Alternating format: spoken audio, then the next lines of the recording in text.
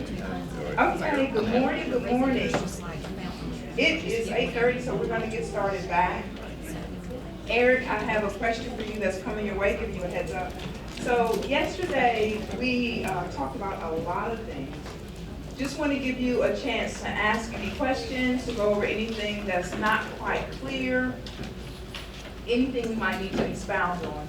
We talked about the roles, responsibilities, we addressed the different areas, we talked about different websites, different things that you need to know. Geffa, Edgar, Calandra went over the cross-cutting fiscal, we talked a little bit about EGAP, the ASIP, anything that's out there that you still need some clarification on that we need to address before we get started this morning. Yes.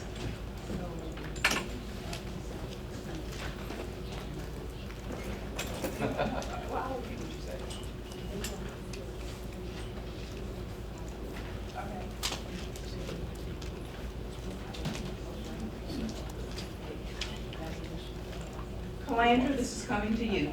They're putting Title II, they're transferring Title II to Title I, and her question is, does she still need to, the program plans, do they still need to submit them? If for Title II, they're transferring Title II to Title I. But what program plans are you referring to? Title II. Title II. What plan is in Title II? The Title II Program evaluation. Oh, no, okay, so. The related documents. So the evaluation, no, because if you transfer funds from one fund source to another, whatever fund source you transfer to, those funds take on the meaning of that new fund source. Now, if you do it 100%, no, because you won't have any expenditures there to evaluate. But now the consolidated plan and your EL plan, all of those other plans that's at the bottom, those are always required, whether you have Okay. bonds or That not. think that just answered They my are question. always I required. was wondering if I still needed to complete the. But if uploading it's the a question, documents and- right, because it's a plan, if you were to do, a lot of the questions are here in your consolidated applicant, your consolidated plan, if you were to have this, like EL, you may not receive Title III funds, you may not have any EL students. But if you happen to walk across your threshold, how would you respond? Thank you very much. So everybody's got that? Okay. Eric, here's a question for you. What exactly am I responsible for regarding the AIM tiles? Thank you. Good morning, everybody. So your responsibility with the AIM tiles at the end of the day is that end of your certification, but in order to prevent bottlenecking of, checking and making sure everything's corrected in time, that's why we encourage you guys to, throughout the year, develop some kind of procedure where, like I said yesterday, monthly is a good starting point. If you want to adjust, that's up to you, but put some kind of system in place where you're going into Power School, you're reviewing, pretty much anytime you have a new enrollment, you want to make sure your records are up to date in addition to what you have in Power School. I also mentioned yesterday some LEAs, they like to keep their own personal records in addition to what is in Power School, just to make sure they have another point of check. But at the end of the day, that end of year certification is what is needed from you guys. And doing it in a timely manner, we open the certification window for a week, 2 weeks tops. And then once it's closed, it's a done deal. So we really want to encourage you guys to do it on time during the certification window. There are the cases where there's some circumstances that prevent you certifying within that window. We are willing to work with you, but again, we got to stick to those deadlines. Thank you. Another question about the fees that we talked about yesterday. Title I district, can we charge fees for career tech classes? So, if it's business tech, whether it's Title I or not, that's a required course. So, in the state code, it says you can't charge for anything that's required, period. That's regardless of the Title I status. For Title I district, for another career tech course that's not business tech, the same rule of thumb applies that we discussed yesterday. And y'all just think about this. for what reason are we receiving the Title I funds? Why, what's your justification for charging students that are receiving Title I funds because they're disadvantaged, because they're in poverty? What I would suggest you do is, whatever you would use those funds for, that you are trying to charge the kids for, use your Title I funds for that. And if it's something that you can't use your Title I funds for, there's a reason why you can't use them for. So just think through that. I don't know what specific career tech classes that we're speaking of, but the same rule of thumb applies. I can't think of a situation where we would be okay with that, where that would be okay. So I encourage you to work it out at the district level. Try to find another way to do that, because if it comes to the state, it's going to be a no. Most likely, it's going to be a no. If we need to talk about that, then pull one of us to the side and we'll talk about it during one of the breaks. But again, I'm saying that not knowing what specifically you're talking about. One thing Calandra mentioned yesterday, and I want to make sure that I reiterate, about funds being spent in the year with the students that generated the funds, particularly with our school improvement. The past couple years, we've allowed carryover for school improvement funds because we've had an influx. We've had so much money with ESSER, we just haven't been able to spend others. But please know, moving forward, school improvement, you're not going to get those additional years to carry over funds and carry over funds like they have in the past. The funds should be spent with the students who generated the funds. We can't hold the funds for a rainy day in case you need this, in case you need a cushion.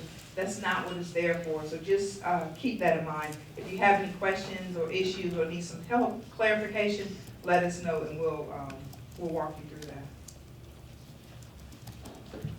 Can Title I advisory meetings be done by email or virtual? Do they have to be in person? So during the pandemic, everything was virtual. And so having a meeting virtual is not a big deal. By email, that's not really a meeting.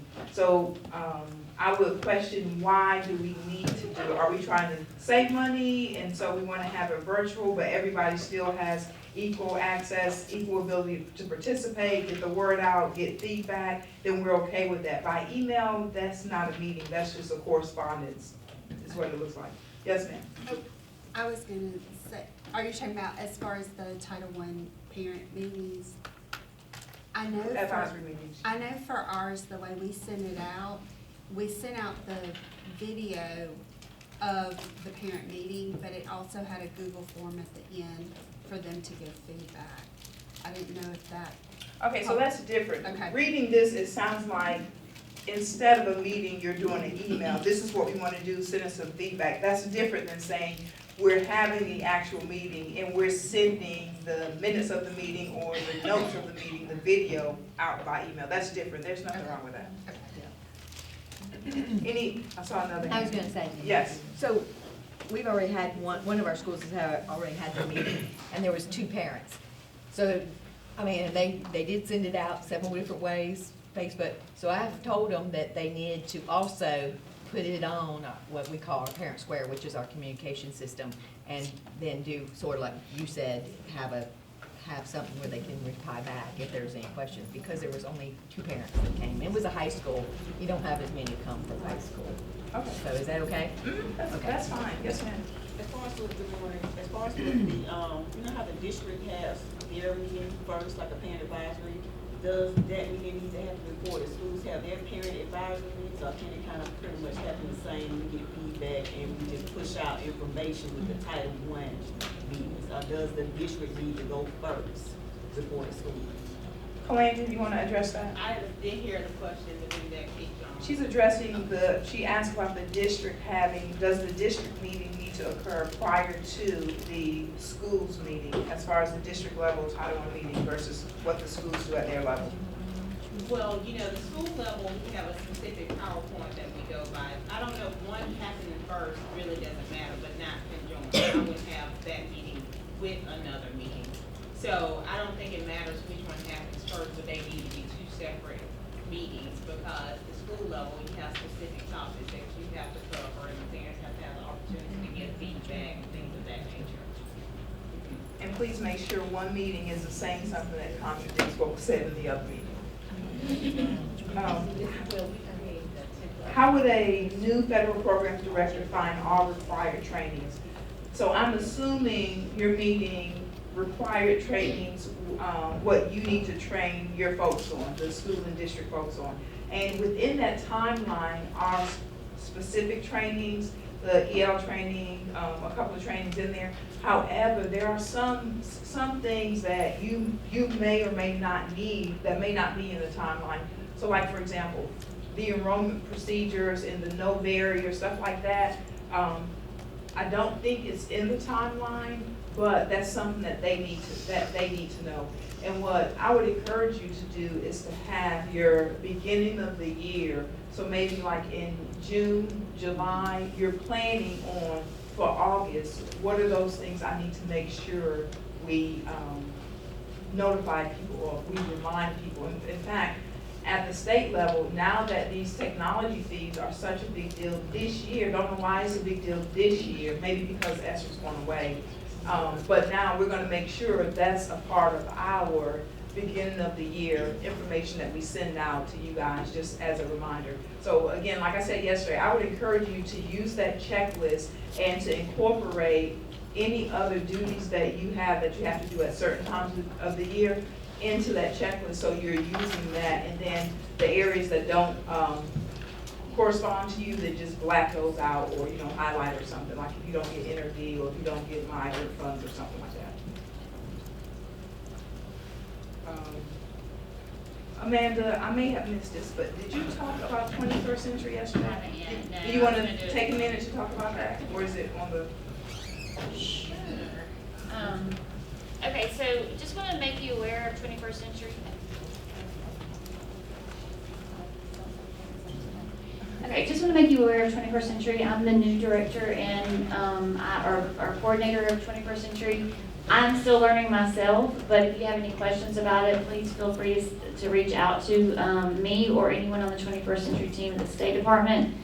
One of the main things I wanted to talk to you about is, if you have the opportunity to have someone do a grant competition in your LEA, so you can do it as an LEA, or there might be a private organization like Boys and Girls Club, YMCA, something like that, that may reach out to you to also want to do a after-school program that would actually serve the students in your LEA.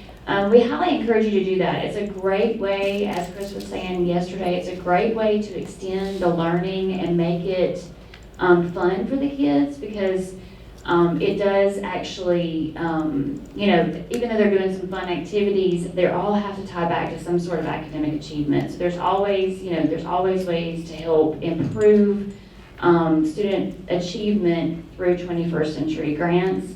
But one of the issues that we have, especially with like a CBO, which is, a community-based organization like YMCA and things like that, we have to collect certain data they have to turn in, and so sometimes there has to be a relationship between that private organization and an LEA. We won't even accept a application for the grant if they don't.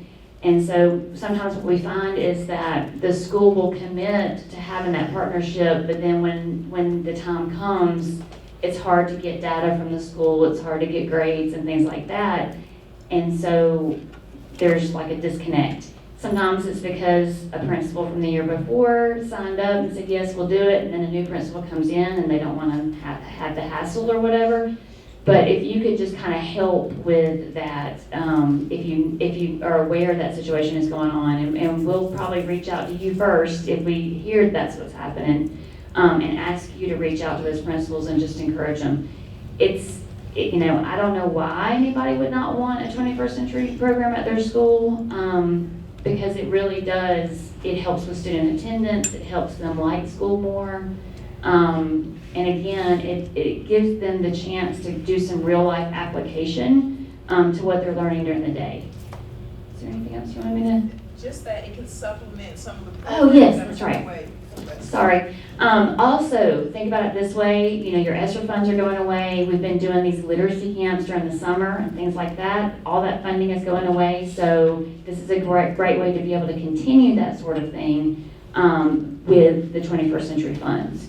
So just keep that in mind, that next time when the competition opens up, we, you know, you might want to think about doing that in your region. Yes? When will it open up? Because our parents are asking for it. We let our 21st, we didn't renew because we had so much extra money. And our parents are asking for it and asking when the application will be open. Can I get back to you on that? Because I have to have a conversation with Dr. Killingsworth. We were planning on doing it in this next year, but also we're thinking, you know, just from some guidance from the U.S. Department of Education, thinking about waiting another year to do an application, do a competition, but we haven't worked that out yet. So, but we will let you know. If we do it this year, it will probably be fairly soon, because so there's requirements that we have to do from 21st Century. So before we actually release it's an RFA that we release. Before we do that, we have to go around and do trainings and teach people what 21st Century is and all of that. Then we release, and we do a bunch of professional development on how to do the applications. Then we can release the RFA. Then we do more professional development during that time after it's been released to help people write their applications, make sure they're doing it correctly. Then we can do the RFA. So it takes several months to actually do it correctly. And so I'm not sure if we're going to, and another thing is we've been releasing the RFA kind of late in the school year. And really it's supposed to start at the beginning of a school year. So that's another thing that I want to adjust is start letting, or not release the RFA, I'm sorry, let people know they got the grant. We've been letting people know the last few years, like in October or November, and so the school year has already started and a good bit has gone by before they even know that they have a grant. So they're really not starting their program until the middle of the school year, which doesn't work out very well. So that's another reason why I kind of want to wait and make sure that we're doing this the right way so that we can let people know that they have their grant, you know, early enough that they can plan and prepare to start their program at the beginning of the school year. So that's another reason why it may not come out like this fall and be for the FY25 school year. It may be for the FY26 school year. But I'm still working that out. I'm looking at other states, trying to figure out what they do, and just trying to figure out the best way to do it so that we can start our programs at the beginning of the school year and not have this, you know, weird thing first year where it's like half a year or, you know, it just doesn't work out right. So still trying to figure those things out. But we will let you know as soon as possible when it's going to be. What about if you're done with your third-year cohort and possible fourth or fifth, is that? So found out from the U.S. Department of Education that because our RFA did not say that we would be able to do a fourth or fifth possible year, we're not allowed to do that, but we can do a renewability. So that's another thing I'm going to have to talk to Dr. Killingsworth about. But the plan, my plan, is to allow what I would like to do is to allow the sites, the cohort 16 that's currently going, this is their last year, allow them to renew their application for another 3 years, but they will also have to meet certain criteria. So we have a handful that kind of don't necessarily do exactly what they're supposed to do, turn their things in time and stuff like that. So there will be requirements that they'll have to meet in order to renew that application. But that's not verified for sure yet, but that's what I'm leaning towards. That's what was recommended by the U.S. Department of Education for us to continue that, do a renewability grant for 3 years. And then our next grant, we're probably going to do a 5-year grant instead of a 3. We're trying to get it where we're making sure we're spending our funds out each year. I'm also looking at other ways to determine how much money each site's going to get instead of just giving a lump sum or asking them to say, you know, give me how much do you want, kind of figure out like a per student ratio type thing. So there's lots of potential changes coming, but I'm still working through them. So be patient with me, and we'll get that information out to everybody as soon as we kind of get everything like locked down and decided what we're gonna do. I want it to be done correctly, so I don't wanna rush through it. I wanna make sure, I want to do research, I wanna see what other states are doing, I wanna make sure that what we decide to do is gonna be the best thing for our sites, our kids, the schools, everything else. So, just be patient.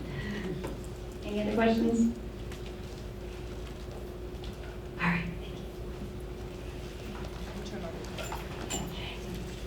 Landra is up next, and get your brains ready, get your notebooks out.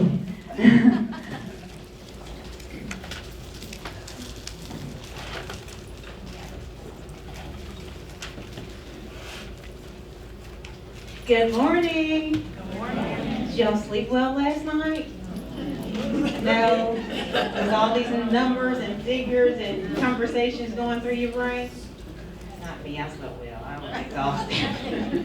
I was so tired after yesterday. But anyway, so today's going to be a great day. We're going to repeat some of the things that we did discuss on yesterday because it's more, we're going to kind of, if you will, dig into the application, but not really into the, if you have your application or your technology with you and you want to log in, how many of you have started working in yet? Oh my God, look at there. So this may go a lot quicker than I thought, or I may have a lot more questions. So, because I know when you're hearing information kind of for the first time, you don't know what to ask. But today, if you start working at EGAP, then it'll make a whole lot more sense. But you'll be able to answer or ask questions just to clarify some things that you know. Just want to ensure that you're doing them correctly. Okay? So, like I stated yesterday, our ultimate goal is for you to submit an application and get it approved the first time. However, not getting an application approved the first time is not detrimental because it's only 5 components of the application and each application has, what, 6 or 7 additional components. So it's not like you're just writing one essay. But there are some things that you can apply consistently throughout writing the application that will help you to receive an application, if not the first time, but the second time. And get it approved, submit it and get it approved and be on your merry way with drawing down those funds, okay? And that's the goal of today's presentation. Just a reminder, the parking lot, I know Dr. Killingsworth went over this, you just didn't use your slides. So I'm gonna jump right into the consolidated application. In your binder, you should have a checklist. Not being a very good teacher today because I don't have my checklist to show you what I'm referring to. There you are. Okay. Hold that up for me, please, sir. He's gonna hold it up. Okay, here's the checklist. If you can go to this checklist, it may be just the Title I part. It seems like. It's the whole checklist? It must be front and back. It is. Okay, something like that. It's pretty thick. But this is the checklist that we actually use to review your application. We have to use it. My team, once they review an application at the specialist level, they turn this checklist and some other documents to me so I can go through it with using the same checklist and look at their notes. This will help you to check yourself before you submit your application. And today I'm going to go through this checklist with you, but keep in mind it's written so that we are using it to review the application. But I want to point out some factors that you sometimes, if you're doing one option, you overlook the next 3, because it's not applicable. I don't want you to think every single box you will be able to check. Okay? Questions so far? Everyone have their checklist out? All right, so let's get started. The first few slides we went over on yesterday, well, not this one. The purpose of the consolidated application is to create a plan, which is called your consolidated application, and your plan is your narrative, because we don't work on the planning side, okay? And assure that the use of federal funds will be used to support the plan that is written.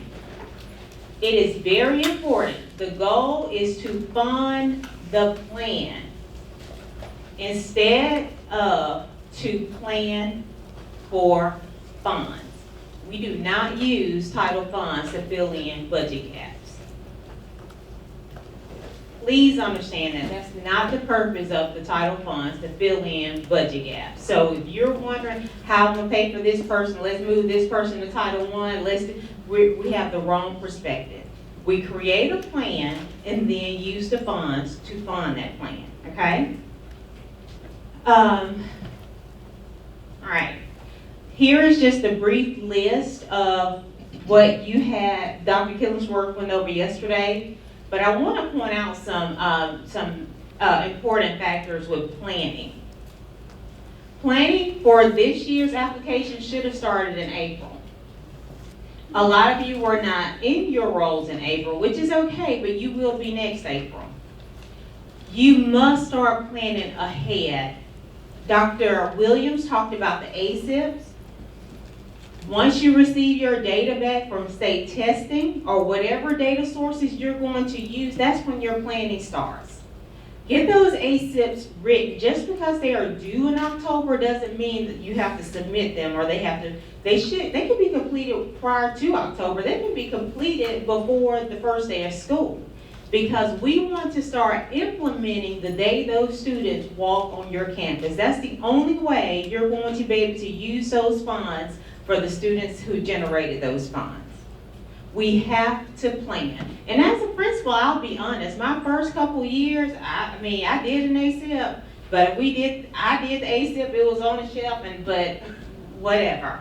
But what I learned really fast is if I take the time and write this ASIP with my team, and we really write this ASIP and we reviewed it monthly, I saw a big shift in my data. We went from a low C to a high B within a matter of a couple years, because before a teacher or parent will come to ask me a question, how did this relate to our ASIP? How does that question relate to any of our goals? And you need to know that before we have that conversation, because I'm not wasting my time. I was a principal that did not have an AP. I didn't have only person I had outside the classroom was a librarian and a technology coordinator. So I didn't have a whole lot of time to waste. But when I allowed that ASIP to be the deciding factor that drove every decision we made, did we have to change it? Yes. Did we have to meet monthly? Yes. And everyone had input. But it cannot start the first day that the students are there. It must start the year before, so that you are able to write your EGAP application and get it approved once those funds are loaded. If we're waiting for funds to load to start writing our narrative, we are way behind. You're forgiven this year. I'm not talking about this year, but moving forward, you want to have, a lot of federal program directors start writing their plans in a Word document because you don't have access to the system. But because you don't have access, don't let that stop you from writing your plan. And you just cut and paste once that plan is made available to you, okay? All right, so now remember yesterday we went through the menu on the left-hand side. We have two sides of EGAP. Those sides are called what? The planning side and the funding side. Most of our work is done where? Funding side. So now we're talking about the funding side of the application. All right, we talked about validation messages and history log. You're good on that. Now, the only thing I want to point out here with your comment section, that's the area where we communicate back and forth. If there are things that needs to be changed, it's going to be in the comment area. A lot of times we attach a Word document because it's not uncommon to get an attachment that may be 6 or 7 pages. But it's that because we do screenshots so that you can see exactly what we are asking you to change. Okay, it's not that full, just a big narrative, 7-page long. No, it's more visual so you can see exactly what the concerns are. And anytime you want to communicate to us, we ask that you write it in the comment log. We do email back and forth. That's fine because sometimes we don't feel like it needs to go in the comment log. The thing about the comment law, whatever you enter into the comment law is there permanently. There is no deletion. I think, no, you don't even have those. Maybe within 1 minute, I think you can delete a comment, but after that minute, it's up. You're not able to delete anything. Also in the comment law, we may call you or email you to make a change, but the change may not cause your application to be returned. So we may ask for you to put the comment in the comment law, clarifying something that's in the application that maybe is unclear, but to prevent from sending the application back and having to go through all those channels again of approval, we may say, hey, if you just put this in a comment law to let us know this change will be made once we return it, I could go ahead and approve it, okay? And that helps the specialist to next time you submit for a revision, they review that comment law to ensure that the agreed upon changes were made in the application, okay? All right, so on your check sheet, first thing after you see the name and name of the LEA and the date and all, you have your validation messages, which they check to see, was there any errors? Were there any kind of warnings? After the warnings, then they check allocations to see exactly what fund sources were loaded and what they are expecting to see a budget for, all right? That's pretty straightforward. And they also check for the transfer of funds. Now, you can transfer funds. You cannot transfer out of Title I. You can transfer into Title I, but you cannot transfer out of Title I. So, the fund sources that can be transferred into Title I is your Title II and your Title IV. When you transfer funds into Title I, the official, you take those funds, take on the meaning of that new fund source, okay? So if we transfer out of Title II into Title I, there is no need to use the term class size reduction, because class size reduction is not a term for Title I. That is a term for Title II, because there's a definition that's attached to class size reduction, and you have to meet the requirements of class size reduction in order to call it a class size reduction.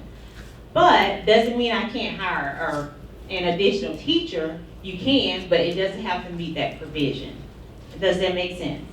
Title IV. There are parameters set up in Title IV with you can only spend a certain percentage of your funds on technology and maybe security. I don't know the ins and outs. However, once you transfer out of Title IV into Title I, what you could have purchased with Title IV, you may not be able to purchase with Title I. For instance, video cameras. That's a big one. If it's used for security or things of that nature, just because you can do it in Title IV and you transfer those funds, it loses that meaning. You can't, it's not allowable in Title I. So you want to understand the reason why you're transferring those funds, and know that just because they're being transferred doesn't mean I'm able to have those same allowabilities for that particular fund source. Any questions?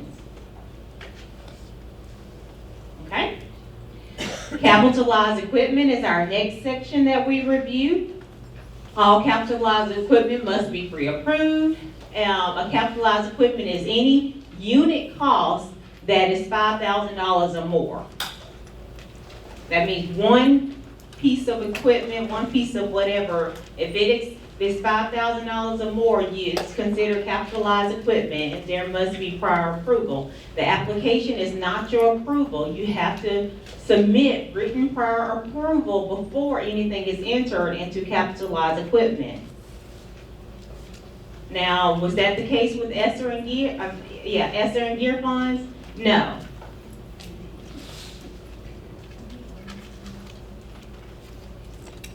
Okay, now, we've gone through, that's just kind of the basic phase, that first section that's in EGAP. Now we're navigating, going back to the menu, navigating to the first program that everyone would have, which is Title I Part A. Okay? Remember, you will have a section for every program that you receive funding for. I'm only gonna focus on Title I Part A today, and then Amanda's gonna talk about the other titles and just kind of some look-forwards for those other titles. But the detail, when I talk about the budget, and if that's applicable for every title, okay? However, Title I have way more components than your other titles will have. So the first page that you will see in the Title I Part A component is what we call our building eligibility page. When determining school's eligibility, a district may use one of the following methods, okay? This is what you use to determine if a school is eligible for services. Your free and reduced lunch count, which is the National School Lunch Program. You send those applications home and they send them back and, you know, it's coded accordingly. Or direct cert information. There is a couple others, but these are the two that we use, that we've seen used. And I'm not speaking of private schools when you use surveys and things of that nature. This is just building eligibility for your public school. Now, any questions about these two methods? Do we know what direct certification? That will be used if you're CEP. We use the direct cert numbers times that 1.6 multiplier. Going into that is going into the weeds. I'm just giving you an overview. We'll talk about that, you know, later, not today. But it's one or the other. Or it could be a combination of both if you have CEP schools and non-CEP schools. Okay, so on the building eligibility page, which will be the first page that you complete, this information that's completed on this page feeds directly into other pages throughout the application. So once this page is completed, it goes into the PPA page or some other pages that's grayed out when you get to those pages, and that's why it's grayed out, because it's pre-populated from this building eligibility page, okay? This page is utilized for determining a program service type and ranking order for schools. So, depending on your poverty percentage that you receive from your DC or your applications, that will determine if a school is a school-wide school or is it a target assistance school. A school-wide school must have a poverty percentage of what to serve? 35% or higher. TA schools are below. Okay, and there's exceptions to that rule that we'll talk about in a few minutes, okay? Schools are ranked by poverty percentage, high to low, by placing schools in sort order. There is a column on the building eligibility page that says sort order. In this particular column, you will enter the numbers in which you want to sort those schools, with 1 being your highest poverty school, and it goes down to depending on how many schools that you're serving, okay? All schools above 75% must be served, period. There are no exceptions to that rule. There's no way around it. It is what it is, which a lot of things are not that way in Title I, but this is one. Okay, so the eligibility for service column is view only. And perfect, you have your EGAF up. Okay, so let me go back and say, on the building eligibility page where you determine whether a school is school-wide or target assistance, you have to select based on that poverty percentage. You will select school-wide or target assistance, okay? Or not served. And then there's a column that is where is eligibility for services. Let me go in this order so I want. The eligibility for service column is view only. The schools that are eligible for Title I services will be checked, and those schools that are below 75% poverty will not be checked. Just because it's eligible for services, do you have to serve that school? No, you don't have to serve, but it is eligible for services. Now here's one that really confuses a lot of people. Eligible by other factors, with that one and previously served. Okay, so eligible by other factors means this school was previously served, but, let me see how I say that. I'm gonna give you those examples, okay? We're gonna go through that, and we're gonna do a activity when it comes to eligible for, by other factors. Meaning that the poverty percentage may not be, 40% or higher, but it may be higher than the overall district's poverty percentage. I think another one is your high schools can be served at 50% poverty or higher, just like those that are required to be served at 75% or higher. There are just 5 different rules that we're gonna go over, okay? Now, previously served, this box is selected only if an LEA is using the provision under section 11113 to serve a school-wide school 1 additional year after the poverty has dropped below the 35% poverty. And that's a rule. It's called the 125% rule that you'll see again, which is another eligible by other factors, okay? It does not mean that we served this school last year, so we're not serving this school this year, or we served this school last year and we're serving them this year. Sometimes we see a lot of previously served boxes marked and it's not applicable. You only select this box if that particular school was eligible and was served last year because they had a higher poverty. The poverty percentage was 35% or higher, but this year we've dropped down to 32% or less than 35%. The law gives you 1 additional year so you won't fluctuate in and out of Title I. It gives you 1 additional year to serve that school with the hopes or the possibility of that school going back above 35% poverty. Okay? If that happens, it puts you in what we call the 125% rule. And once it gets there are things you have to do. Now, if the school goes back above 35% the second year, you're fine. You don't have to select this box anymore. If the school does not, technically you're not supposed to serve that school anymore. Okay? We've heard the rule once Title I, always Title I. The goal is to, or hypothetically, if you think about high schools may run into this situation when we're collecting free and reduced lunch applications, because sometimes they're right at that 40 or right at the 35% poverty.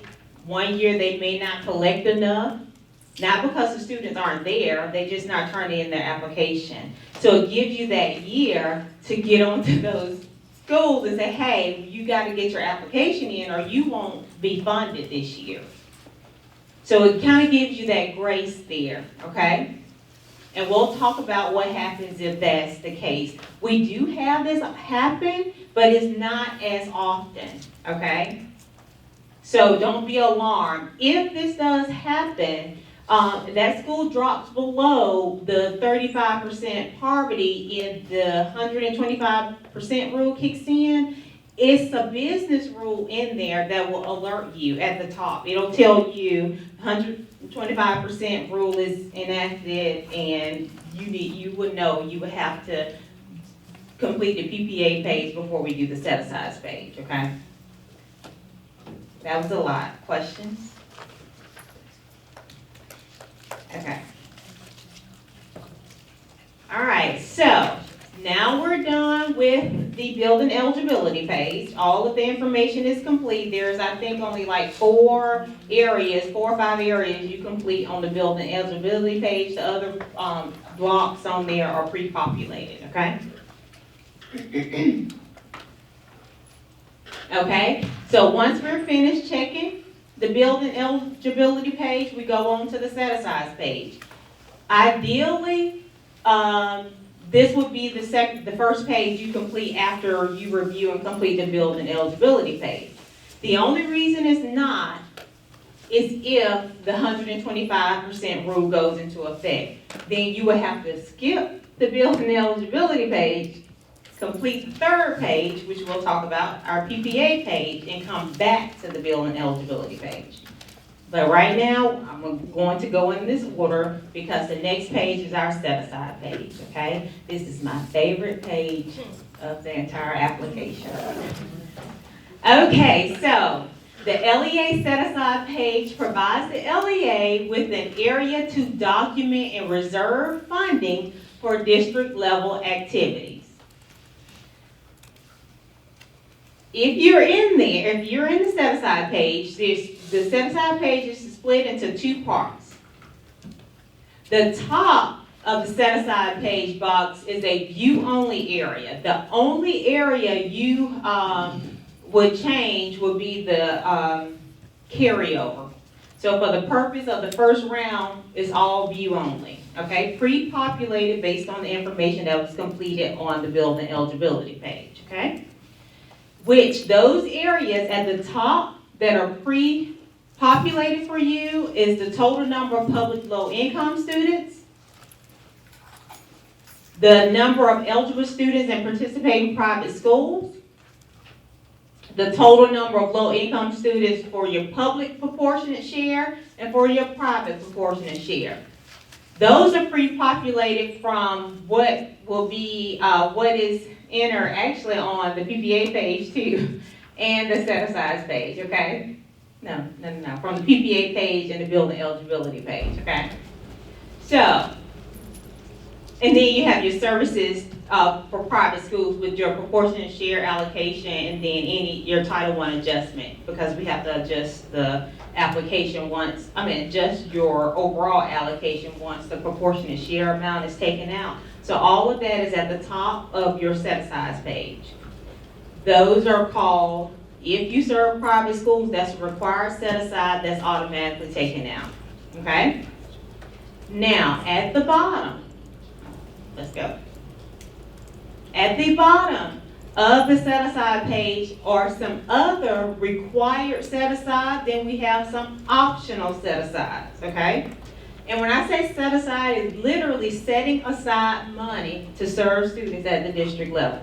We call them two different things, set-asides, and we call them district-wide initiatives. You remember yesterday when I talked about supplement, not supplant, and I told you that there's two things you have to consider. You have to consider SNS at the school level and SNS at the district level, okay? This here, this page is your essence, what you have to consider. What you put on this page, you want to make sure you're not supplanting at the district level, okay? Because of, your set-asides. Let's look at our required set-aside. We have private schools, parent and family engagement, homeless, NRD, and there's some, I'll give you the meaning of those in a minute. And then our optional set-aside is our admin costs, indirect costs. Remember we talked about indirect costs yesterday, just a set amount, no description is needed. Professional development is an option. Transportation for public school choice, transportation for foster care, and then we have our other district initiatives that we will talk about, okay? Now, on the set-aside page, all of those, what you will see is a dollar amount. You will see the name of the set-asides, and the dollar amount is on the right-hand side. You enter the overall dollar amount on the right-hand side that you're setting aside for that initiative. And your other district initiatives, you have a box at the bottom where you have to tell us what they are. What is your other district initiatives, okay? But what you must remember to do is describe those in your budget narrative. And we're going to go through some examples of how to provide a description of those and identify those district initiatives in your budget narrative. Okay, so the first set aside is private schools. And basically, if an LEA is, you have to list your private schools on a private school page and determine if they're served or not served. You have to also, your equitable service activities or expenditures must be described in the budget narrative. Under Function Code 9200, all private schools including the admin costs that you are setting aside for private schools, not the admin costs that you're setting aside for your district, but within the amount of money that you are setting aside for private school, you can also have admin because you have to administer that program to the private schools, and it comes from the private school allocation, but must be budgeted in function code 9200. All object codes are applicable, but must be 9200. That's how we know to calculate the total cost of what's budgeted for private schools, because it's under 9200. Okay, questions? Okay, the next area or the next set aside is what we call is our admin and indirect costs, and it is combined. Well, it's separate. It's admin and indirect on a set aside page, but on the budget page, you're budgeting in 6,000. In function code 6,000. Indirect is object code 900, and then the rest of the object codes is for admin. Okay? The two combined cannot exceed 15% of your allocation.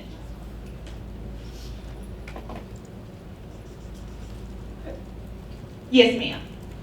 In trying to learn to work in the system, I understand that in the set-aside page, there are a bunch of like worksheets that we are to complete.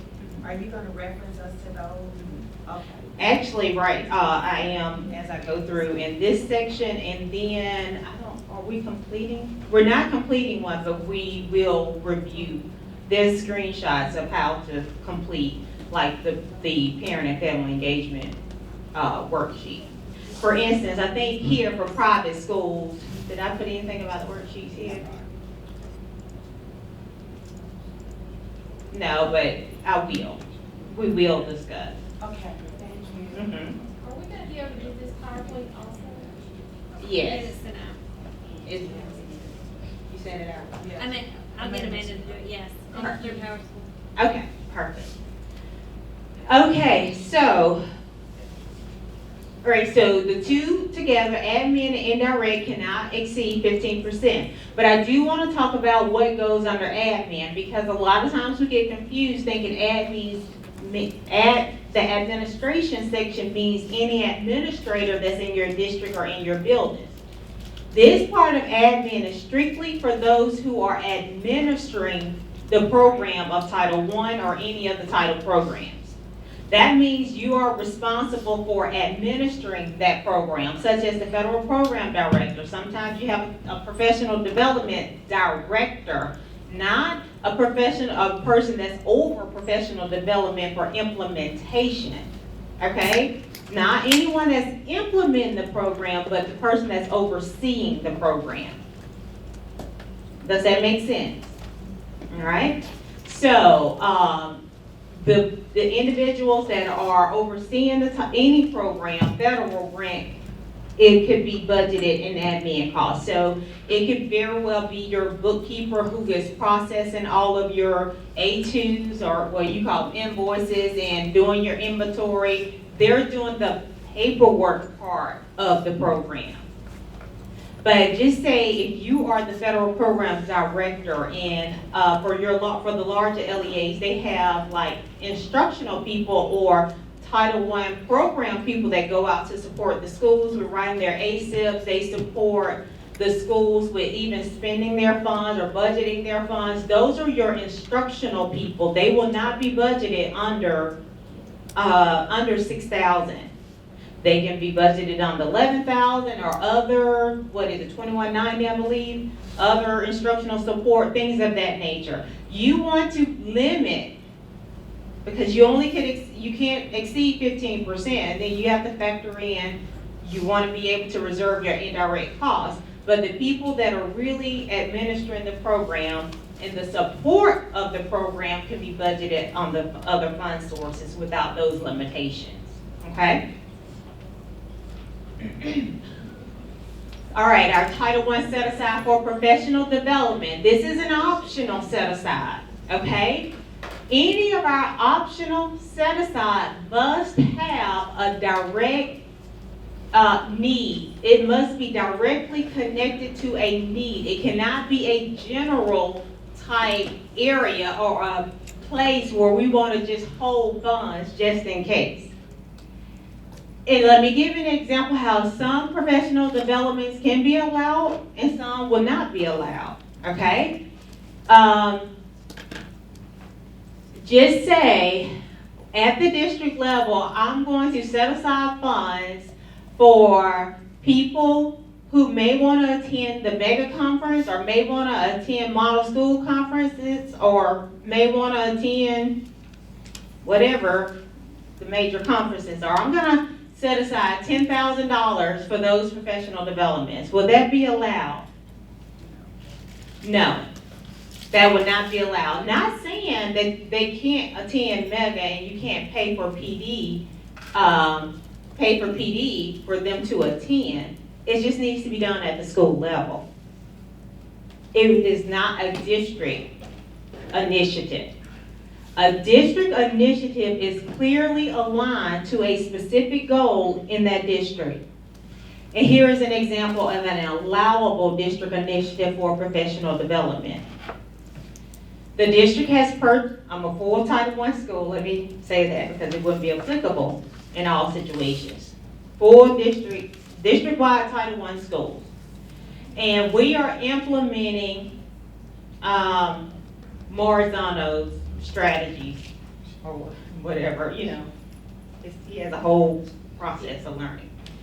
That our district is going all Marzano and it requires professional development. Everyone has to participate. Our goal is for teachers to learn teaching strategies to hopefully increase our reading and math goals, okay? That is a specific district initiative that's attached to the goals of that district. Now, you can have the same goal is to learn teaching strategies, but you're going to have teachers teaching or learning these strategies at various professional developments that's not specific to the need of the district, then that would not be allowable because maybe they're attending for specific needs for that school. That would have to be done at the school level and not the district level. Is that clear? Okay, let's talk about like AR, like a reading software program. Maybe we have low scores and we want to implement AR or Start Early Literacy or something to enhance our reading scores at kindergarten through third grade level. That's your district initiative. It can target specific grade levels. It doesn't have to be the entire district. It can be specific to that grade level, but we're doing this initiative district-wide for a specific goal of the district. Then that is allowable. That would be an allowable under function object code 400 because we're purchasing this software for all of our K-3 students, so I can set aside funds for that initiative. Now, if some of my elementary schools are using AR, some may be using Leapfrog. I don't know, that's probably not a program, but some may be using another program for reading. We all targeted reading, but we're using different software. That's done at the school level, okay? Can we see the difference here? Okay, so same, yes. Okay, I have a question. Sure. Maybe it's a crazy question, but so you're saying that each school has a budget, but then the district has a budget also, and these fit just for the district budget in PD? Is that what?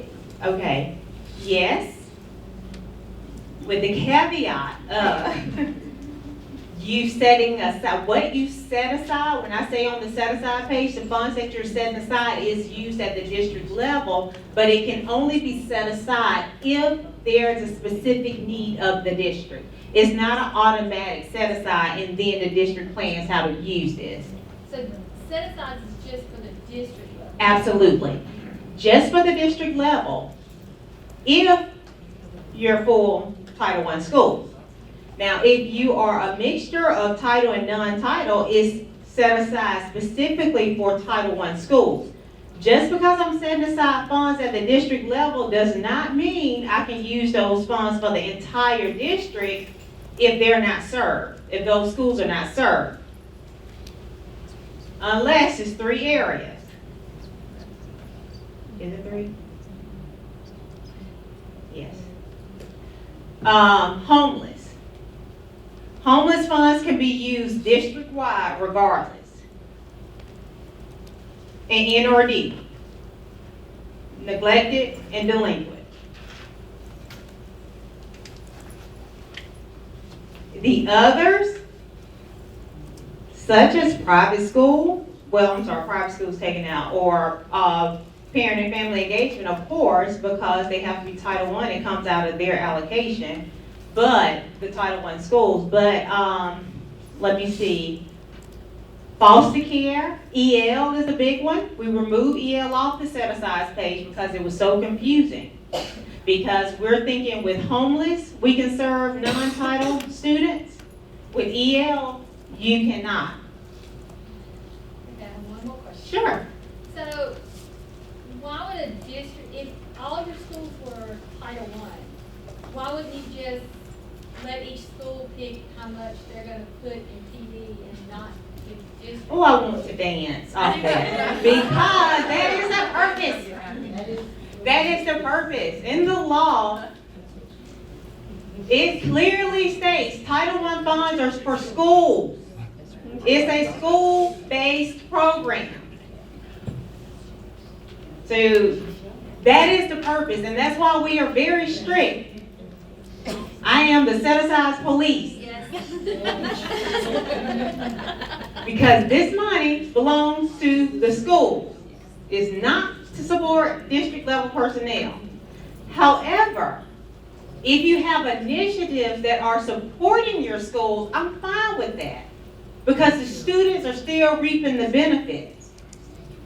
And sometimes it's just frankly easier to set aside to pay for my software program in one invoice than to process the 16 invoices at the school, if that's what we're using and it's for a specific purpose. I get it.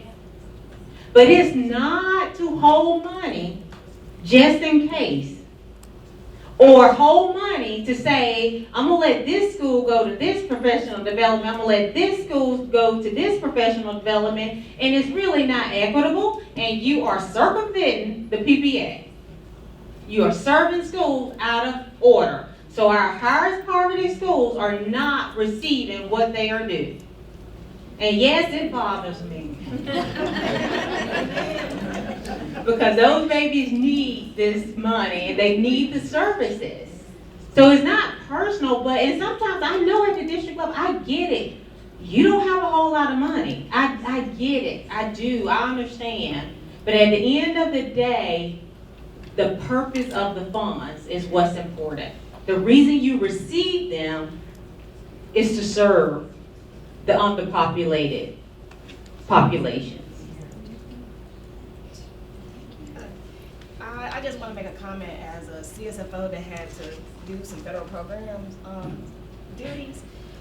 Your principals, one of your roles and one of the things that I can stress as a CSFO, please help your principals.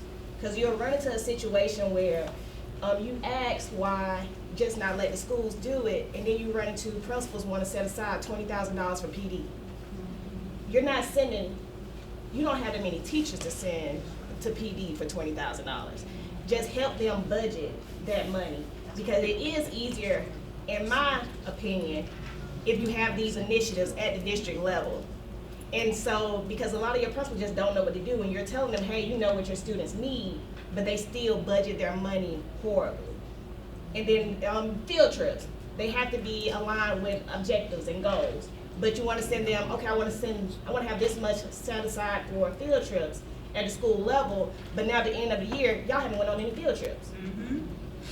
So just work with your principals and make sure they understand what they're budgeting the money for and actually help the students, because you'll run into a situation at the end of the year, they haven't spent any of that money. And they just did the budget because you told them they had a deadline. But that is not going to happen with this group.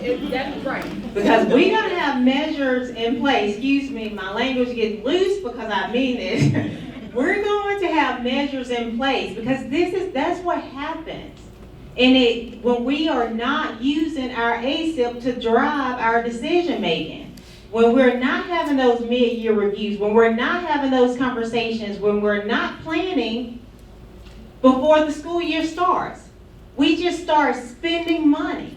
We just start buying things that sits in a closet. And then that makes it unallowable, so technically you're supposed to be repaying the grant. It's just careless spending. You would not do it with your money. I know I plan every penny I get. I know exactly where it's going, and I know exactly where it went, and I know where to cut if I need to cut. But it's just being good stewards of those funds. Because that's what's going to move the data. That's what's going to move the efficiency numbers. And a lot of the principals are overwhelmed. I say it and I stand up. That is one of the hardest jobs one can have. And you cannot afford to not plan. But we have an important job to help them plan. And it's not an option to push it off because discipline becomes a priority when those students are in the building. So we need to make time to plan for them before the students show up. And we can tell when we're in March and April and you've only drawn down 10% of your allocation, we're not blaming you, but I mean, we can tell. Anyways, that's my soapbox. So, but when you're having those conversations, you remember yesterday we talked about making sure our purchases are allowable. Dana talked about evidence-based, planning out those field trips. All of that should be outlined in your ASIP. So when they start sending you invoices, you're checking those invoices against their plan. When it's January, we haven't started spending money, and we're having those mid-year reviews. January, we should be 50% into our budget. That to me goes back to, hey, let's talk about our professional development plan. Do we need more PO, professional development on planning? Budgeting, decision making?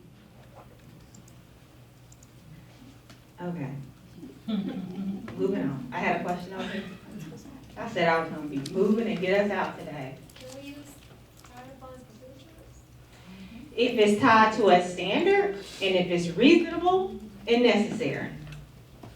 There are wonderful opportunities for field trips because you do want to expose, you do want to give them hands-on, you do want to make things come alive. But where are you going and what is the purpose of going? So yes, Title I funds have to be used on can be used on a field trip, but not just a field trip. You have to have a leading activity, you have to have a follow-up activity. It just has to make sense. And it's documented. Your lesson plans, that's something that Jason, our compliance monitoring team, they will pull. They want to see documentation supporting this particular field trip. What was your follow-up activity? What standard was this tied to? What was your ending activity? Or the I think you have to have you have to teach the lesson, do da-da-da-da, then after you complete the field trip, you have to have a follow-up. And then it, of course, has to be attached to a state standard. And professional development has to meet the federal definition of professional development. Who can tell me the definition of, not verbatim, but generally speaking, what is the definition for professional development? Ongoing, that's part of it. Ongoing. It can't be a one-time thing. I go to this conference, what did you do with the information? How did you turn it around? How did the information that you learned connect to your ASIP, connect to your goals? That is added in your description. That's your when you're doing a district-wide, that's why it has to connect to a goal, has to be ongoing. It can't be a one-time deal where we have a retreat. Title I funds can't be used for retreats. And we're gonna throw in a little professional development here. Okay, so, moving on. All right, neglected. You can read the definition, but what is important with neglected? Neglected is not those students who are picked up late from school. And we're gonna use this fund to pay the teacher for staying late with these students. That's not neglected. There's a true definition of our neglected students. Those students has to be there has to be a licensed agency, and with neglected students, those institutions have to be licensed through DHR, and you should receive a copy of those licenses every year from those agencies who has children that you serve. Those licenses must be uploaded in the document library. If you're setting aside funds for neglected students, you should have those licenses uploaded in the related documents. It used to be called document library. In related documents, okay? And it must be a DHR license for neglected. That's the only agency they can be certified through.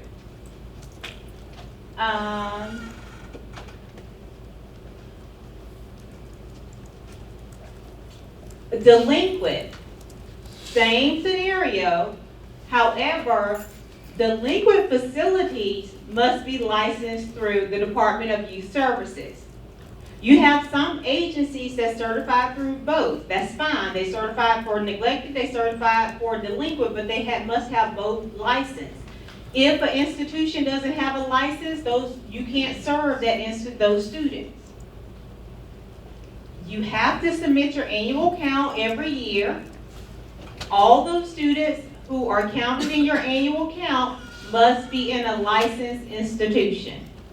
The license for the institution has to be uploaded where?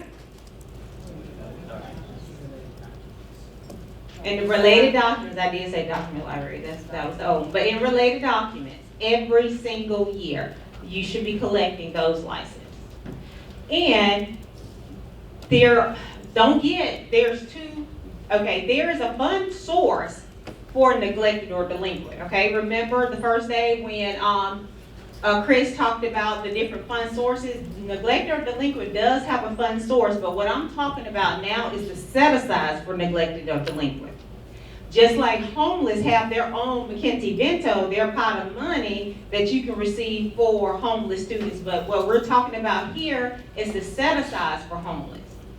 So you can set aside a portion of your allocation in Title I to serve these students, and you can also receive another allocation for these students. That makes sense? Okay. Question. All right, so next is our parent and family engagement. Now, with our parent family engagement, LEAs that receive an allocation of $500,000 or more, they're required to set aside 1% of their allocation for parent and family engagement, okay? Now, if you receive less than $500,000, you may, but you're not required to. And if you move Title II money into it, it bumps you up over 500. Then you have to serve, you have to meet this requirement. Yes, if you transfer funds into Title I that causes you to exceed $500,000, you have to serve. Not serve, but you have to set aside funds. What about carryover, same one? No, only the original allocation. Okay, and what I learned a year ago, just say for instance, when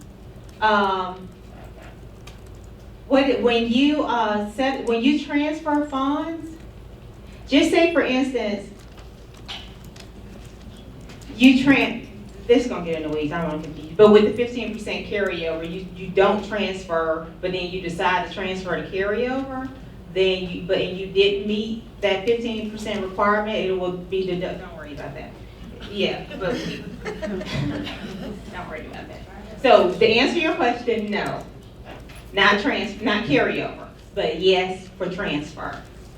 And that's because the transfer happens in the original allocation. If the original allocation, even if you get an allocation adjustment to the original allocation, and now we've seen it affect private schools, but we haven't seen an adjustment that cause you to have to set aside, because right at that $500,000, which means an adjustment means that yesterday, remember we talked about new charter schools coming in, and we don't have those numbers from previous year to calculate their total allocation. We don't get that until after the school year starts.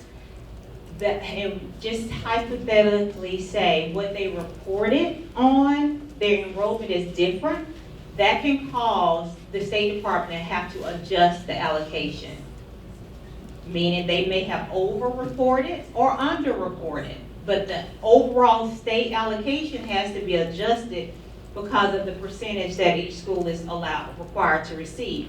That's why sometimes we have to say, hey, we are adjusting your allocation. It may be by $50, it may be by $5,000. But when we adjust that allocation, it's adjusting the original allocation. So that means if we have private schools, we have to make adjustments to our private schools, because if it increased, we have to increase their proportionate share, right? If it's parent and family engagement, and if we were not at the $500,000, and that adjustment to the original allocation puts us over the $500,000, we have to go back and do what? Set aside funds for our parent and family engagement. We haven't seen that one happen, but do know it's a possibility. Okay? Questions? No. So I'm doing that good, really? No. You can always call us. Oh, let me see. All right, let me go back. I'm not done with the parent and family engagement. Okay, so $500,000 or more, you set aside 1% of the whatever total allocation, right? You set aside is 1% of the adjusted allocation. That's, you remember on the set aside page at the top, those are pre-populated. You're setting aside 1% of the adjusted after the private school comes out. Because with the private school amount, you have to set aside that 1% for them. We don't want to take, we don't want you to adjust, not to use the original, then you'll really be taking out more than what you're supposed to if you have private schools. So, 1% of that adjusted allocation. After you take out 1% of the adjusted allocation, 90% of your 1% goes to where? Goes to the school, okay, to meet the parent and family engagement requirements, okay? The 10% of that 1% stays where? At the district. The 10% of that 1%, there are 5 or 6 required activities that are listed on our, what's the name of that page? What's the name of the page for our FTEs and personnel? Application detail page. On that page, there are 5 activities at the bottom for parent and family engagement. Those activities are for the district, okay? You'll put in the, okay, so it lists those activities, and on the right-hand side, it has a dollar amount. You're only required to do one of the 5, but you can do 5 of the 5. You can take that 10% of that amount, 10% of the 1% and budget it in all 5 areas, or you can put it all in one area. Now this is a part that kind of confuses new federal program directors, okay? May I use your computer? I want to, so you can see this.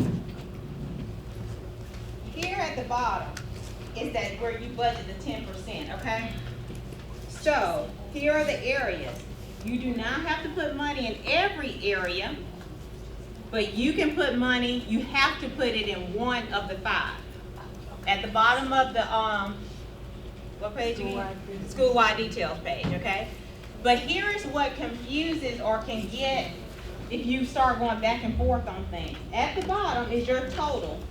It's the total cost, it's the total 10%. That total 10% plus that 90% on the building eligibility page must match the total set aside on the set aside page. Sometimes we try to force this to balance, but what we forgot to do is budget on this page. And then you start messing with the PPA page and adjusting those allocations. I spent 2 hours trying to figure out one day. I'm like, I have no idea what's wrong. But it dawned on me. We duplicated that 10%. It was on the bottom, but it was also divvied up in the 90%. So do know you don't have to budget the district set aside on the PPA page. It's only budgeted on this page that I can't seem to remember the name of. The application detail, okay? Is that clear? Okay, so now we've done parent and family engagement. When we talk about the PPA page with parent and family engagement is when I'll talk about the worksheet. Okay, so now homeless, there is no required amount, but it is a required set aside. If you are setting aside $1 or $5 or $10, we will call you. And ask, how are you serving students? How are you planning to serve students? In your narrative, you should be explaining what you're doing to serve the students who are homeless with this homeless set aside, okay? It must be based on the needs assessment because there's a separate homeless needs assessment. No required template. You use your own template for the needs assessment, but it must be uploaded in related documents. All right, transportation for public school choice. This is only for CSI schools. Don't get this mixed up with the state school choice. This is federal, okay? You can set aside funds, same purpose, but you have the state requirements, and I don't know what they are, but they're different. But then you have, I think it's for felon schools, and this is CSI schools. We have 2 different types of felon schools. We don't call them felon schools anymore. What's the new term? Priority. The new list of priority schools? Yes, has it came out? I don't know about priority schools now. This one, the new list for CSI schools came out last year. Okay, And that would be the list for the next 3 years. Yes, it'll be the list for the next 3 years, okay? But for CSI schools, if you have students who are attending CSI schools, you can set aside title funds for transportation to a non-CSI school. But of course, you would do your plan for this in the consolidated plan. There are questions related to transportation. Transportation for CSI school. Okay, foster care. I attached the non-regulatory guidance for students in foster care. Here, we're only setting aside funds to transport those students. Remember, you have to have an agreement with DHR. It's not necessarily the responsibility of an LEA to provide 100%, but you do work with the other LEA as well as DHR for transportation services to the school of origin if that's what's needed. Okay.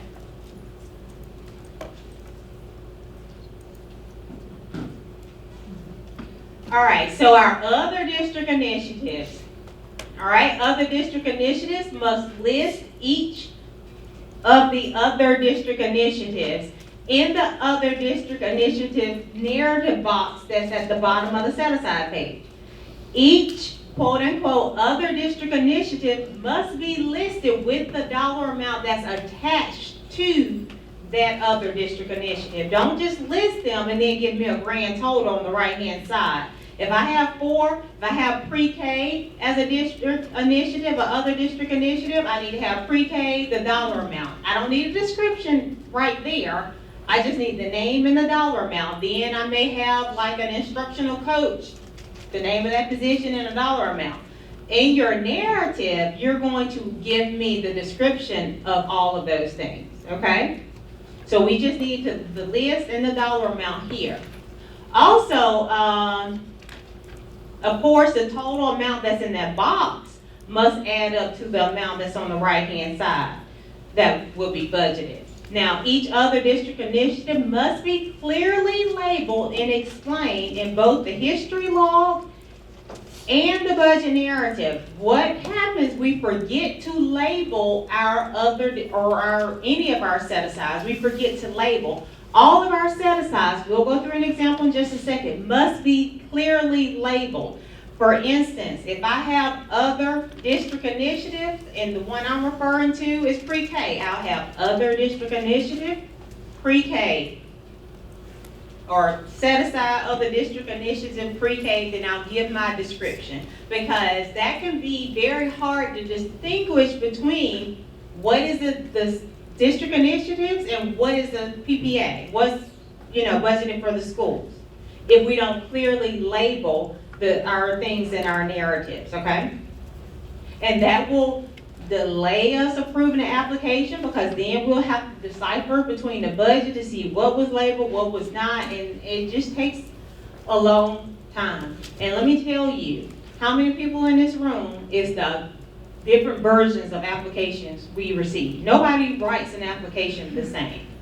I mean, so, and that's fine. We don't have one way to write it, but we do have required processes or required labeling in the application so that we're able to follow along with your process.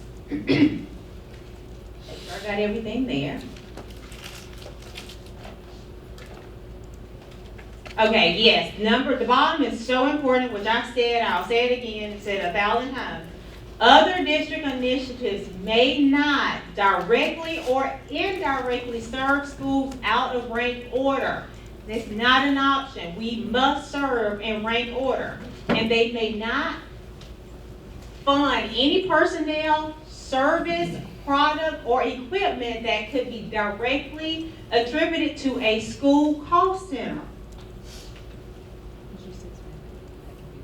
Like a copying machine. Now, you, as the federal program director, you're going to need a copying machine. You're going to need a printer. You're going to need resources. That's under $6,000. But we should be buying copiers and printers for other people in our central office. It has to be inventory and coded to a school. So that school should be the one purchasing those things.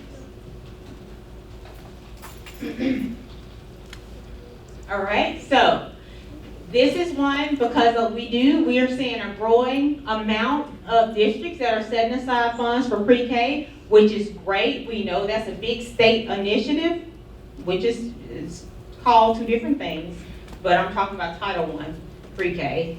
There is an entire guidance that was just released on pre-K, but what we need to know here, we have pre-K worksheets that must be completed, and all things budgeted for pre-K should be budgeted in function code 9140.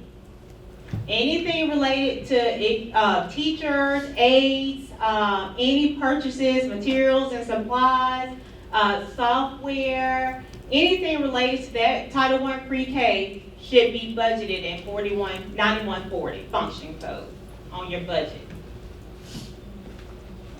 Okay? And I talked about the pre-K worksheet, and the compilation documents must be uploaded in the Title I related documents and be calculated correctly. That's an example of 2 documents along with private schools. You have The blank copies in there, the templates are in there for you. You would just upload the templates and complete those templates. And then upload your version of the templates on the far right-hand side.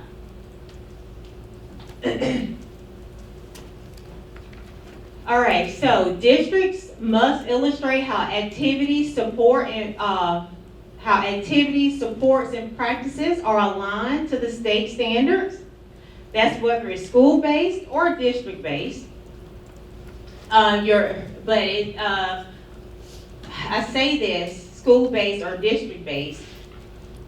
Schools, the goals in schools ASIP, unless they're continuous improvement schools, it's not always the goal that's in our state standards, not state standards, but our state accountability measures. And that's fine. Now, CSI schools, it must be the accountability measures. But Title I, not necessarily. Ideally, yes, because that's the goal, but that's not always the only needs, for individual schools. Okay, your narrative description. We talked about this yesterday, reiterate today because we're gonna do something, which I think they have, anyway. Okay, so your budget narrative for your salaries, we want to list the position, we want to list the number of personnel and the number of FTEs. Who can tell me real quick the difference in personnel and FTE? Personnel is the person, FTEs is the percentage of time they are being paid to work in that program. Also, you want to list the position and the school name unless you are tagging by school name or budgeting by school name, okay? Materials and supplies, you want to provide a detailed description. A lot of times, we have gotten so much better with this, but at one point we would see materials and supplies for this school, but you don't tell us what they are. You have to tell us what they are. If they're general office supplies, that's fine. You don't have to list all the general office supplies that you're purchasing. You can say general office supplies such as whatever.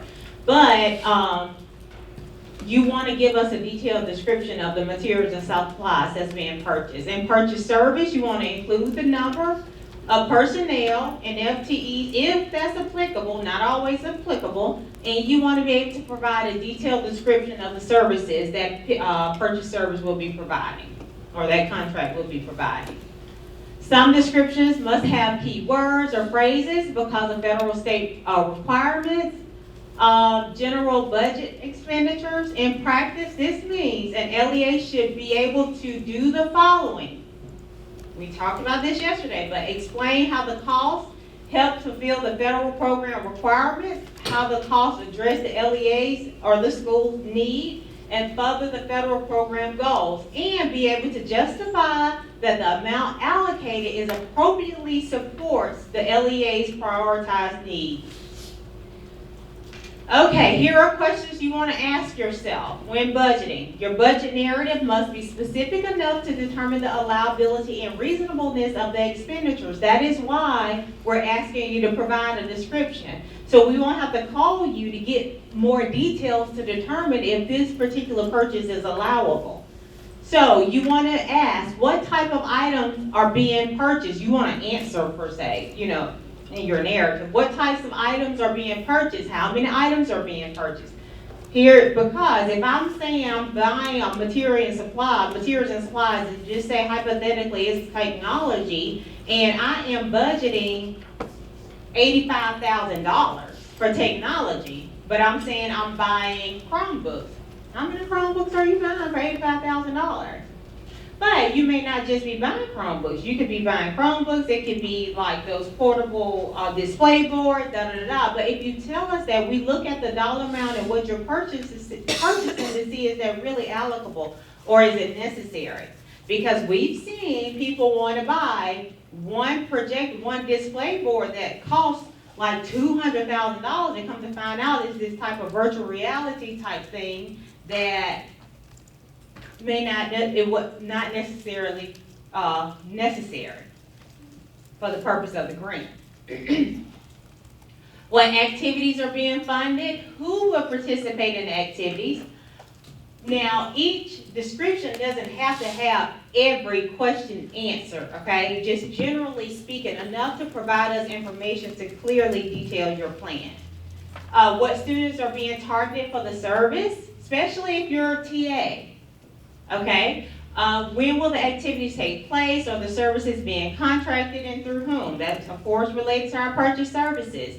What specific professional development, how many will attend? This is a big one because we'll say we'll attend a PD, but not tell us what type of PD. You may not know the exact PD that you're going to always attend, but you will know we are going to scout out a professional development that targets reading because we know our need, or that targets elementary reading, or maybe high school graduation exam, ACT. We know the gist, but we may not know the specifics, and that's fine. Just give us the information that you know you're planning to target. All right, so this is how we are writing our district initiatives.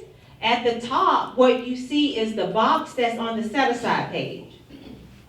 Okay, and then at the bottom is our narrative with our budget narrative and our narrative description. And the two has to match. So on the set-aside page, we are having a district-wide summer program will be provided for Title I schools to improve the academic achievement in reading and math for $5,000. That's what they're budgeting. Okay, so here the budget narrative is clearly labeled. It's telling you it's to set aside for other district initiatives.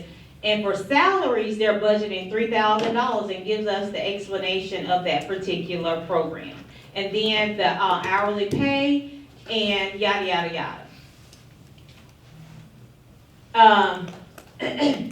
Here, you may say, and the yellow part is highlighted for a purpose because the yellow part is only what's related to the set-aside page. And you may say, well, this one says $5,000 here, but in function code 9130 for salaries, it only says $3,000. Where do you think the remainder of the funds are budgeted? Oh, they'll be budgeted. Benefits. Right, because look, this is function code 9130, but it's only object code 010 to 199 for salaries. So when we're going through budgeting, we got to find that $5,000. We got to find every function code to equal that $5,000.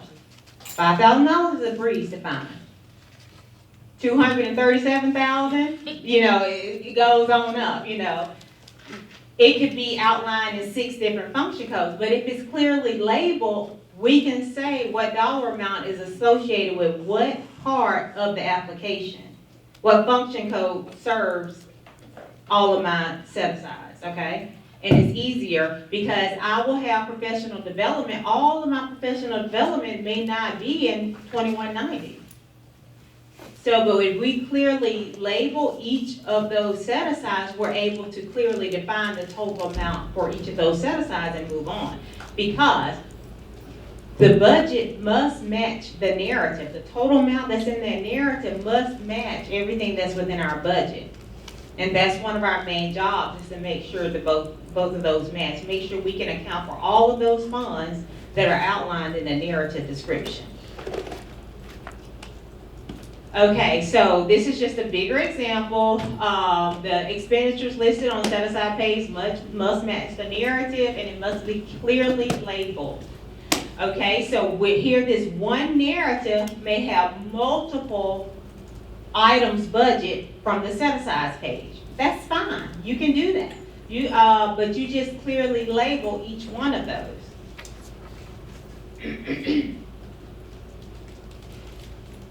Question?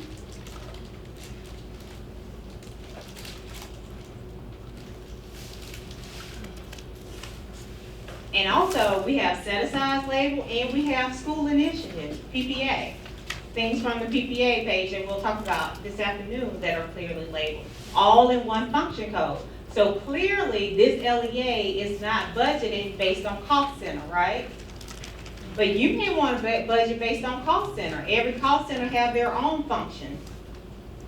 Like 1100, you may have a function, 1100 may have a line item for every one of your cost centers. And you can list every cost center separate, all in your 1100s, all in your 2190s, all in, if that's how you want to do it. So don't feel like, because this is the example, that this is what you have to stick to. Because we know there are multiple ways to scan cash. You don't have a preference? Every specialist will give you a different preference. I mean, so technically, we just try to give you that flexibility. And as long as it's clearly labeled, because another factor comes in with the revision. Then we have to label the revision, and we have to label the carryover. Imagine having all of those items with no labels. How do we account for what's what? How do we match that narrative and budget? And information as a revision or carryover, information that's no longer relevant because maybe we're taking it out or we're adjusting, make the adjustment, but you don't have to keep the old information if it's not applicable. That has to be removed, because if you keep it and just add a second narrative, then will your budget match your narrative? No. Because if I just added 2, but I really should have adjusted 1, then that's a duplicate. Okay? Now, here is a bigger example of what would be approved and not approved. Okay? So, this is function code, I don't know, but it's salary and benefits. And that's the summer school salary, so it's probably 9130, 40, 9130, 9, whatever something. 9130, thank you. All right, budget narrative on the left-hand side would not be approved. Budget narrative on the right-hand side is the correction of the left-hand side. And we color-coded at the bottom the areas that should be included. The description is in red. Number of personnel is identified in blue, FTEs in green, and then the budgeted amount is in purple. So this will meet the need of an improved application. It's still only a couple sentences long, so don't feel because we're saying narrative, it needs to be a true narrative that in English, you know, like a passage or paragraph or page or essay. It doesn't. Just enough to meet the requirement. Any questions? All right, now you're gonna have to do some on your own later. Can't, we'll have a quiz. Okay, so here's another example of a purchase service. With a purchase service, we just have to have the description, the item or service, and the budgeted amount. Left-hand side will not be approved, because where's the description? It's a small description there. The item of service and the budget amount. They didn't even tell us the budget amount. These are true examples that we randomly pulled, okay? Okay, the right-hand side would be how we correct what's budgeted. Because here they even combine 2 different things and then separate what dollar amount is for one or the other. Or it looks like 3. So, do we have the description in red? The description is like your purpose, to provide high dosage tutoring for those schools during the summertime. An item or service, who's going to do this? And then the amount budgeted for each of those sources. So, all of those amounts added up to $12,460 plus the $6,000 plus the $12,000, all added up would be what is populated on the actual budget. But this is a breakdown of that information. Questions? All right, last example, materials and supplies. Supplemental supplies and materials for summer school bridge program, not enough information. A simple couple sentences will correct the narrative. So that's one for a salary, benefits will look just identical to salaries. You would just change the number because the benefits normally is a smaller dollar amount. And then your purchase service, and then an example for your materials and supplies. Okay, so. No, this is it. Is there time, we're supposed to take a break? 10:30? If we need a break, we can. No, I thought in my head I had in the middle, halfway there, it's supposed to be a break. 10:30, okay, so 15 minutes. So we're gonna move to the PPA page. All right, so what 2 pages have we covered already? The first page is what? Build the eligibility page. The next page we complete is the set aside, unless we have the 125% rule. And the third page we complete now is the PPA page. Okay, so here is the PPA page, and here are all the rules when it comes to ranking and serving, okay? In choosing how to distribute funds to schools, LEAs may utilize one or more of these rules.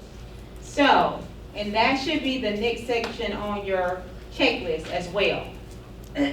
So on the checklist, you will have questions. Did the LEA do this? Did the LEA do that? You will do one or the other, okay? You will not be responsible for implementing all of these, but you will need to know what's best for your LEA and serving schools, okay? Now, the first thing is the 75% rule. Every school with a 75% or higher poverty rate must be served by the Title I program regardless of the school's grade span. You may not have any schools that exceed 75% poverty, so that may not even be an issue. But if you do, those schools must be served before any of the remainder is in place. Okay? Now, let's talk about within the 75% rule. Let me clarify. When I say serve, what determines rank order? After we implement this rule, yes, okay, I have all of my schools that are 75%. What determines the order in which I'm serving those schools? We have the poverty percentage. The poverty percentage can be 75, it can be 80, it can be 90. Just say those 3 schools. 75%, 80%, and 90. Actually 75.01. 80 and 90. What makes the difference in the way I serve those schools?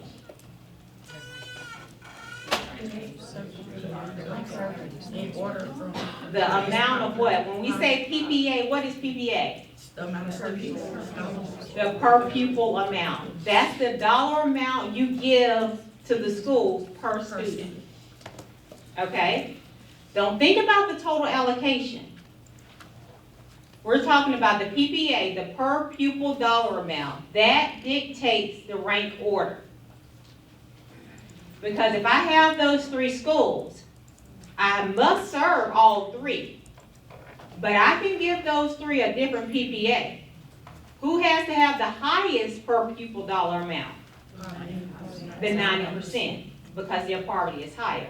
Or I can just make it easy for myself and give them the same PPA. But that's not always the best decision, okay? Because I can have a school with 75.1% poverty with 1,000 students, then my 90% poverty maybe only have 200 students.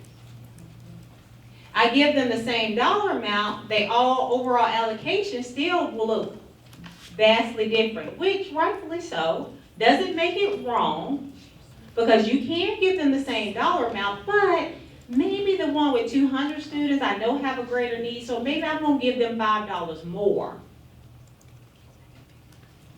I could do that, okay? And I would give them their dollar amount in that particular order based on their poverty percentage. So, with the poverty percentage, you can give them all the same amount, Or you can give the higher poverty more money than the lower poverty. More money means more per pupil allocation, because the total allocation depends on the number of students we're multiplying that by, and we have no control over the enrollment, right? Okay, so, questions. Our next rule is what I talked about, is the 125% rule. If a district chooses to serve any school with a poverty rate below the 35% threshold, all served schools must receive an amount per low-income child equal to at least 125% of the per pupil allocation for the district as a whole. Okay? This calculation must be conducted before the LEA take any funds off the top for the set-aside page. So before you complete anything on that, if you're serving schools less than 35% because of the rule, one additional year, it will put you in a 100% rule. That's automatic. It's a business rule that's built in. But this amount per low-income child that's equal to at least 125% of the allocation is automatically calculated for you. At the top of the set-aside page, at the top of the PPA page, at the very top, there is a dollar amount that's recommended. The dollar amount that you give the schools, you do not have to adhere to that recommended dollar amount that's at the top. You only have to adhere to that amount or more if you're in the 125% rule. It'll tell you every school must receive this PPA or higher. Do you all know what I'm talking about, where it is? No. Okay, on the PPA page, at the very top of that chart, anybody have theirs pulled up? Perfect. Here, and this is hard to provide, like, for me to pull up an example on this board because we don't have access. I would have to use your information to show. And a lot of you are working in your application. At the very top here, it says the average per pupil amount, PPA, and it gives you a set dollar amount. It's at the top of the chart. That's the dollar amount that you must give every school if you fall within the 125% rule. And once you give each school that dollar amount, you may or you may not have money left. But you will have enough for your parent and family engagement if you have that $500,000. So you know there are two things you must do. You must set aside funds for the private schools, which that will come out, and then you must do your parent and family engagement if you're $500,000 or more, and you must set aside for homeless. And if you serve neglected or delinquent, you have to do those things. So you may not have anything left for those district initiatives. Okay, it's rare, but it does happen. We have one sometimes every other year, and that's fine. We deal with it accordingly. Our next option with a lot of our LEAs grouped by grade span is grade span grouping. Once all schools above the 75% poverty threshold are served, the LEA may choose to rank schools within grade span rather than all schools together. Okay? So, what that means, I serve all my 75% poverty or higher first, okay? Giving them their PPA. Then I may say, well, my elementary, I'm going to serve in grade span. So I'm going to serve all of my elementary first, then my middle, and then high school, or vice versa. Doesn't matter what order. So, because you have to have a reason. Like our initiatives may be targeting, a lot of our initiatives may be targeting elementary schools. So I want to target them first. So, you may have a school who poverty percentage for one of your elementary schools may fall below a poverty percentage for your junior and high school. Maybe they're ranked number 10 based on poverty percentage, but if you choose to group by grade span, you will organize the grouping with all elementary first. And you'll waive the fact that that elementary school fall below some of your junior and high schools, okay? Or vice versa. It could be any grade span first. It doesn't have to be elementary, middle, or high. It could be middle, elementary, and high, whatever order. If you choose to rank in this order, please tell us in the history log, grade span grouping in this order, elementary, middle, high. That's it. Because if not, we're gonna say you're serving out of rank order. Because there's no box to check your options. You just do it and then tell us that it was intentional, okay?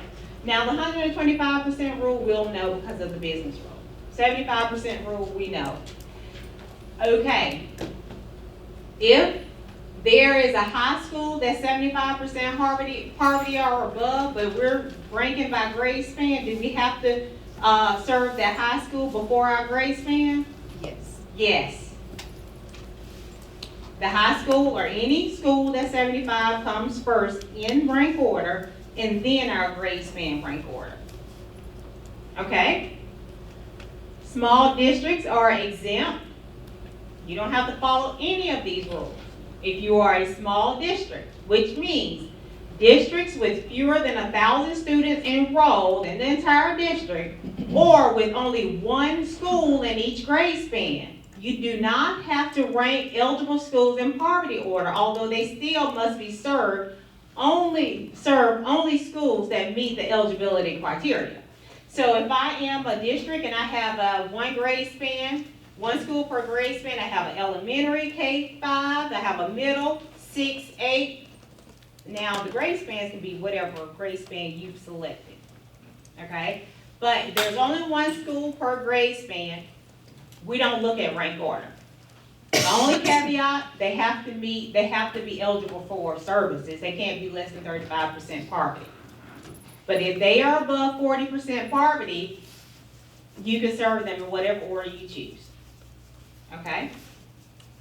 Or if you can have multiple grade spans, but your total enrollment, not your total poverty, but your total enrollment for your school for your district, doesn't exceed 1,000 students. It's a or, it's not an and.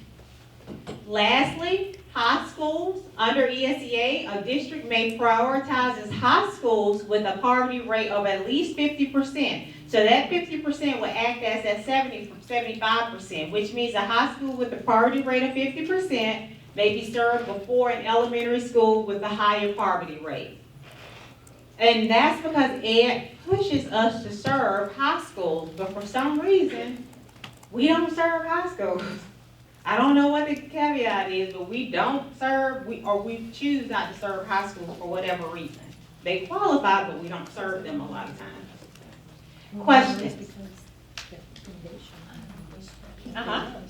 If I am grade span grouping with middle school, elementary, but we have two schools that are K-8, how would they fall into that? Good question.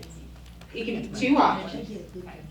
You can serve that school with the number of students that's higher. For instance, if your average elementary schools are K-6, K-5, and you have a K-8, if you have most of your students in that K-8 school fall in the K-5 range, it can be served with the K-5.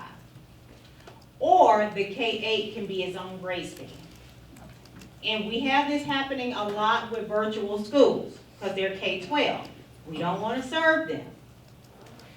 And we don't want to circumvent the rank and serve. So, but if you don't have a lot of grade spans, you can justify a K-12 being their own grade span or a K-8 being their own grade span. It can't be its own grade span just for the sake of not serving them.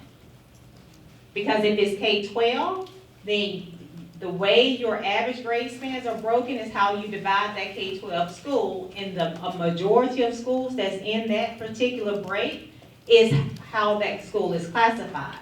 But if I only have 3 grade spans, and my 4th grade span is a K-12 or a K-8, that can just be my 4th grade span. But if I have a K-2, a 3-4, a 5-6, then we will have to, it will be, appears to be, we're circumventing the rank and serve. Okay, so 4, very common.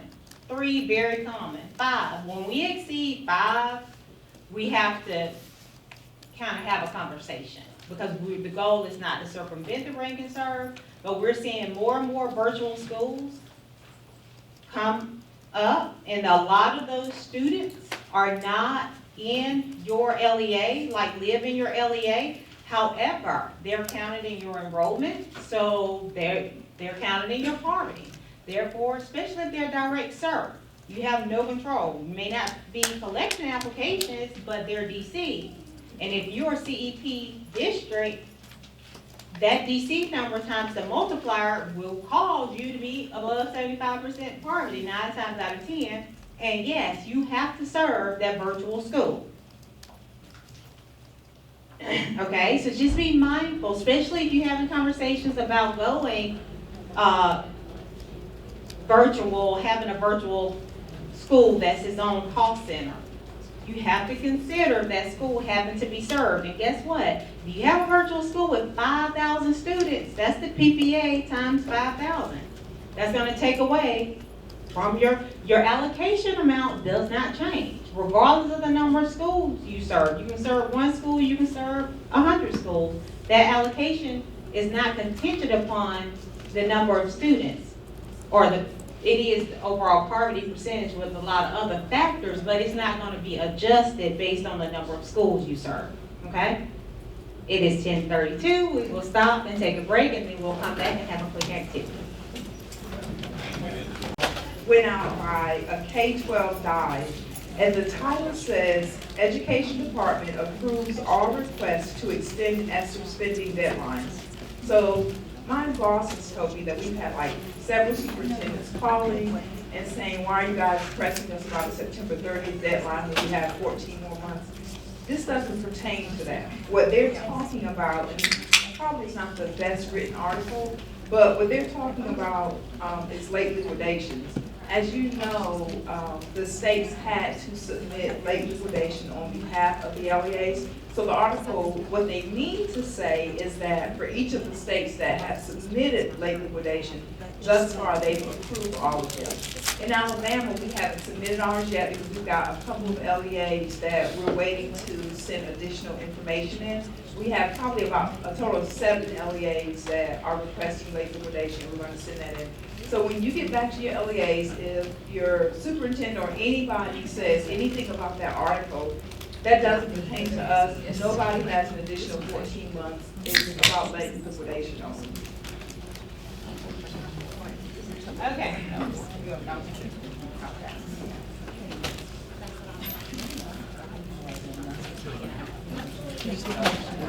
Okay, can you hear me? All right, perfect. Let's get started. So we're going to start with an activity.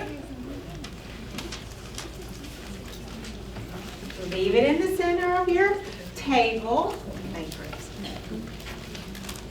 One for everybody? Perfect. Here you go. All right, so leave them in the center of your table, but I will talk about it. And all it is the rules in action, okay? And how we can possibly look on your PPA page. But all we're doing here is identifying which option applies to what rule, okay? So you will say which one is 125, which one is the small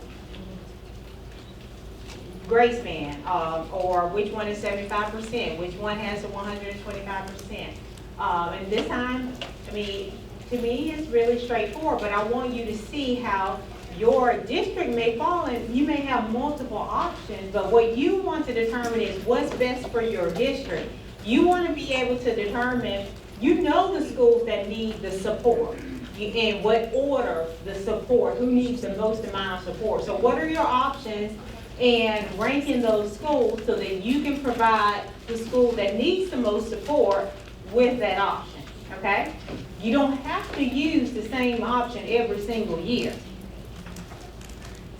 All right, so now you have 5 minutes. You can just take your paper, And first, we're gonna work independently, then we'll have a few minutes to talk to our neighbor. And we only work independently because I want you to be able to think through it.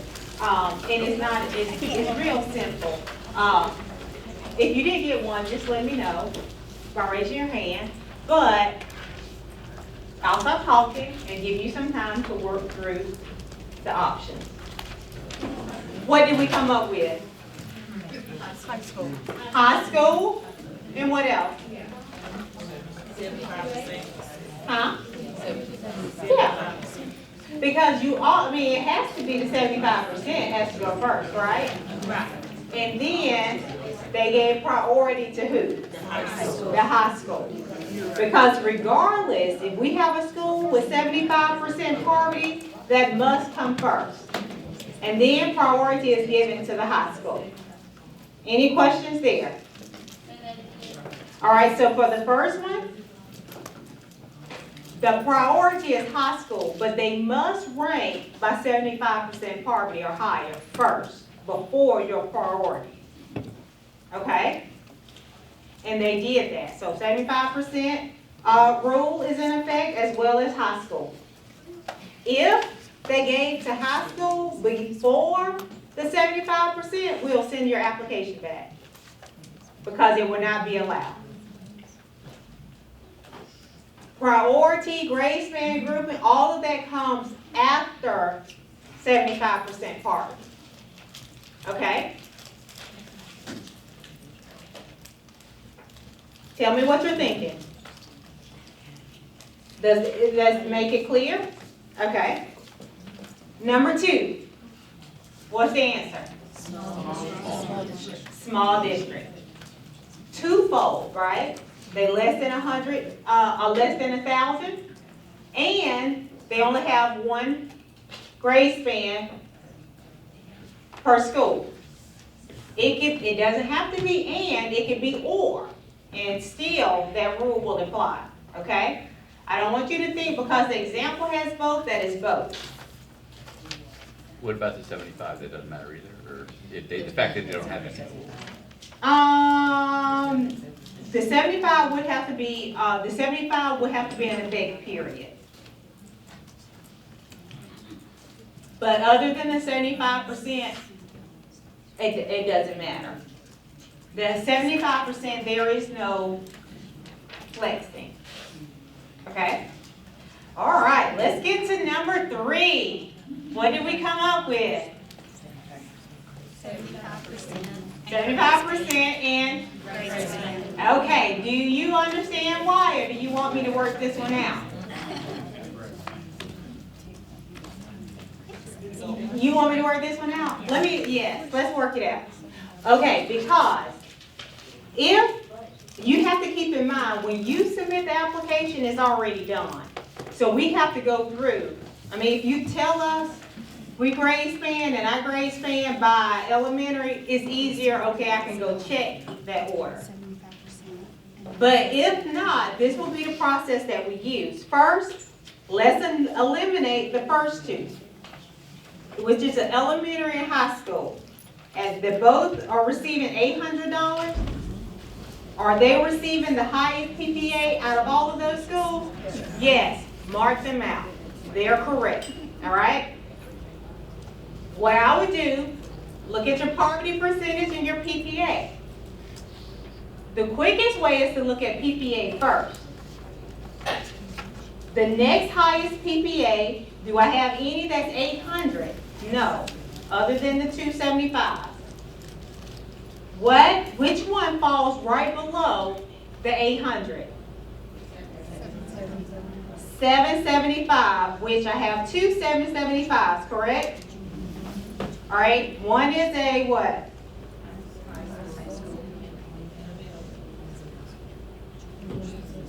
Okay, one is a high school, one is a middle school.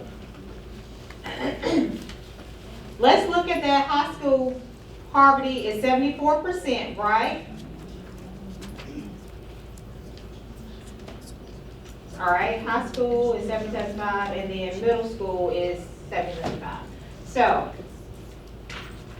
I will do my high school over here, okay, you can do your elementary, middle and high, or not middle. Okay, so the high school is $775 with a poverty of what?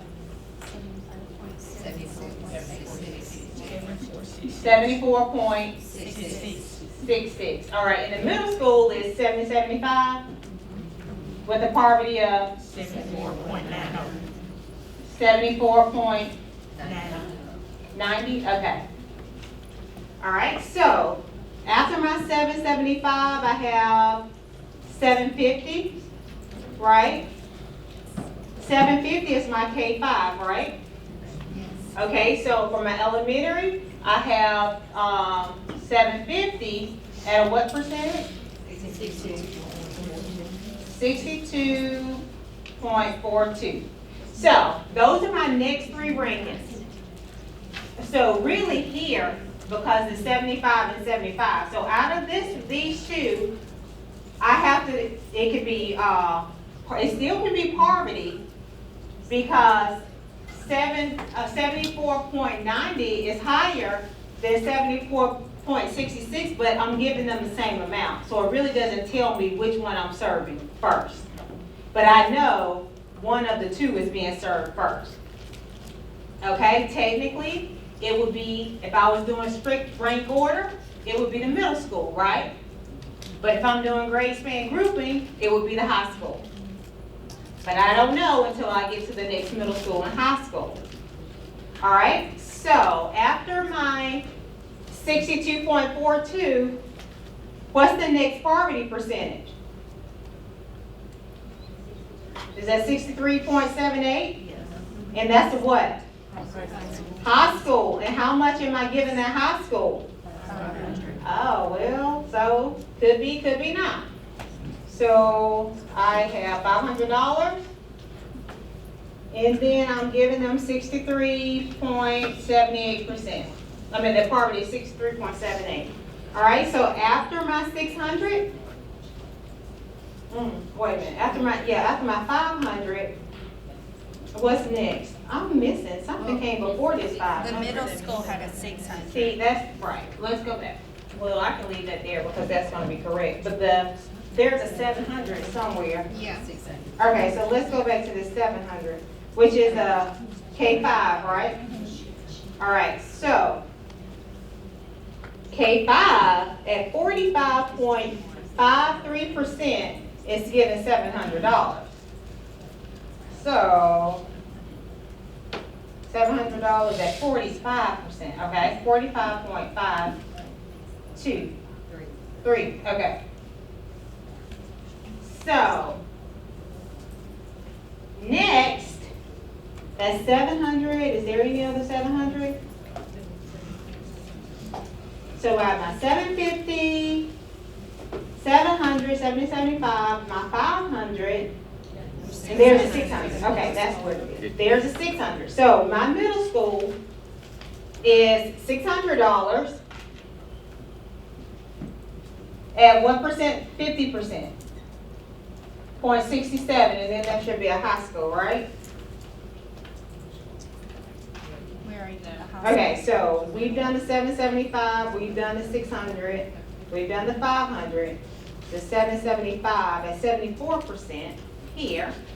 Okay, and then the 700 for my elementary at here. Okay. And then my 750, and that's there. And then my 800. So all my 800s is first, right? Now, let's look at PPA. Based on PPA, what is next? Who am I giving more money to per PPA?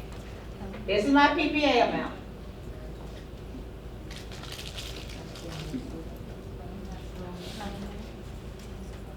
$750, $775, and $775. Who's first? High school and middle school. Middle school. Right? And then my elementary is at 750, 700 PPA. So I'm confused. Hold on. Let me look back. The 45%. You're ranking your get more money elementary than, and your middle. than You're your- ranking your elementary because your poverty percentage is actually lower than that of the high school and middle school, right? But only the first two is higher than that elementary. But what makes you rank elementary first and what makes it stand out is that 45% poverty percentage is receiving $700, which if you look at the second line of the other two, their poverty is higher.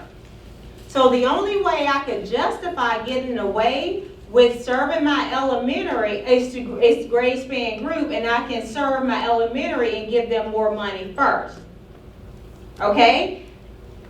Once you grade span group, you have to forget about poverty percentage.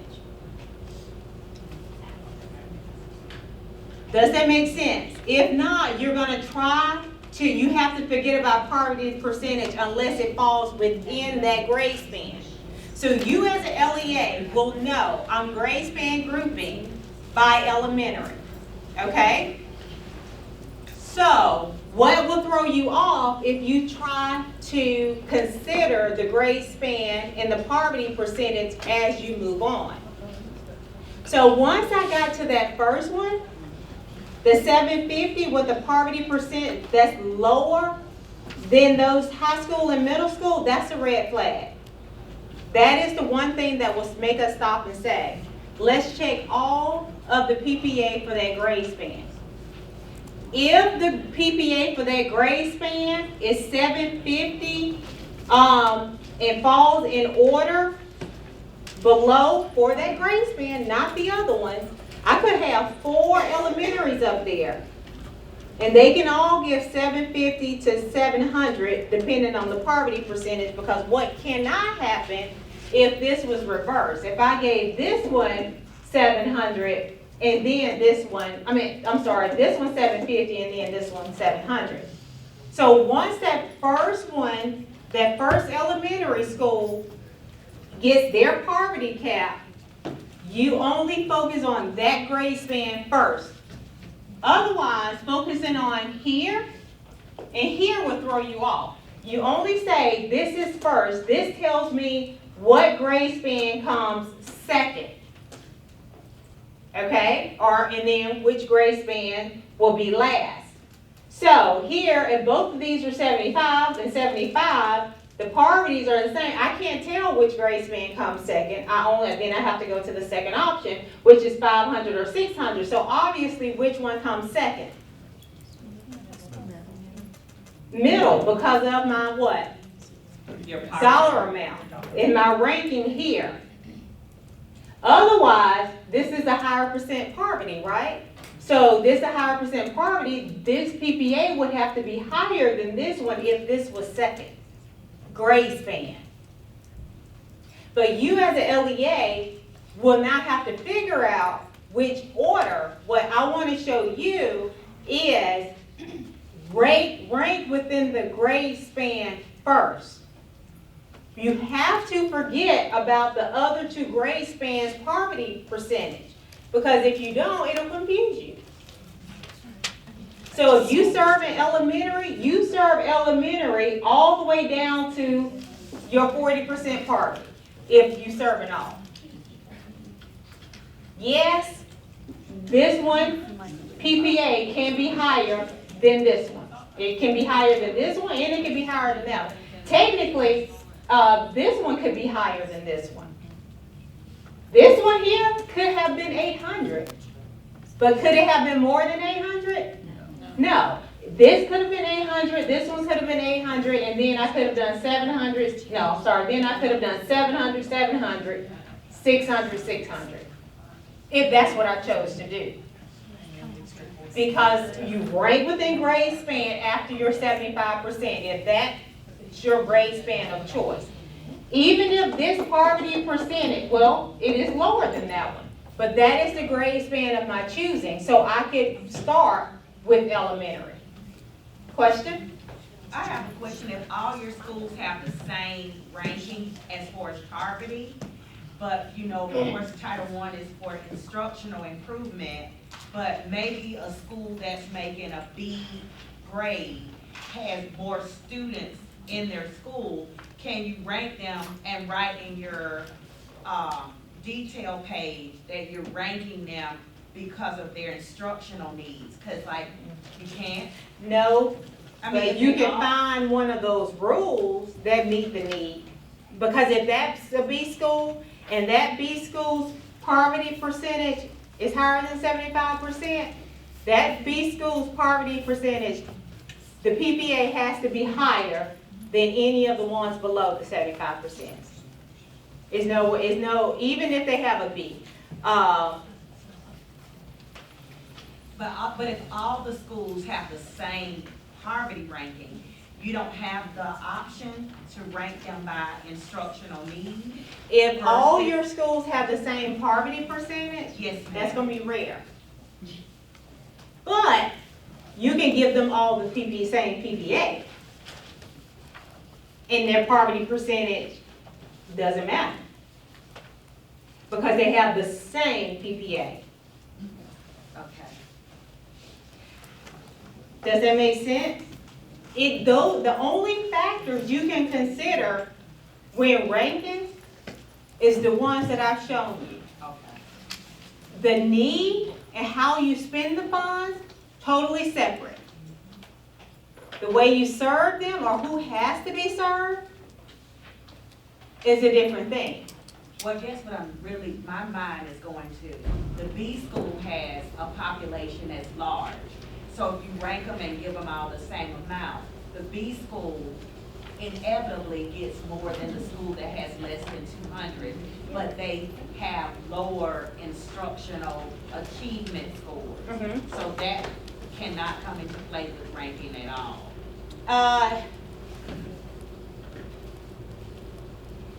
No, because of the poverty percentage. Is you can't, because the only factor that's considered when ranking is poverty. Okay. Now, it depends on the grade. You get grade span group to maybe give that school a lower PPA. But there is, the only factors that you can consider when grouping or when ranking and serving is the poverty percentage. Okay. Okay? Yes.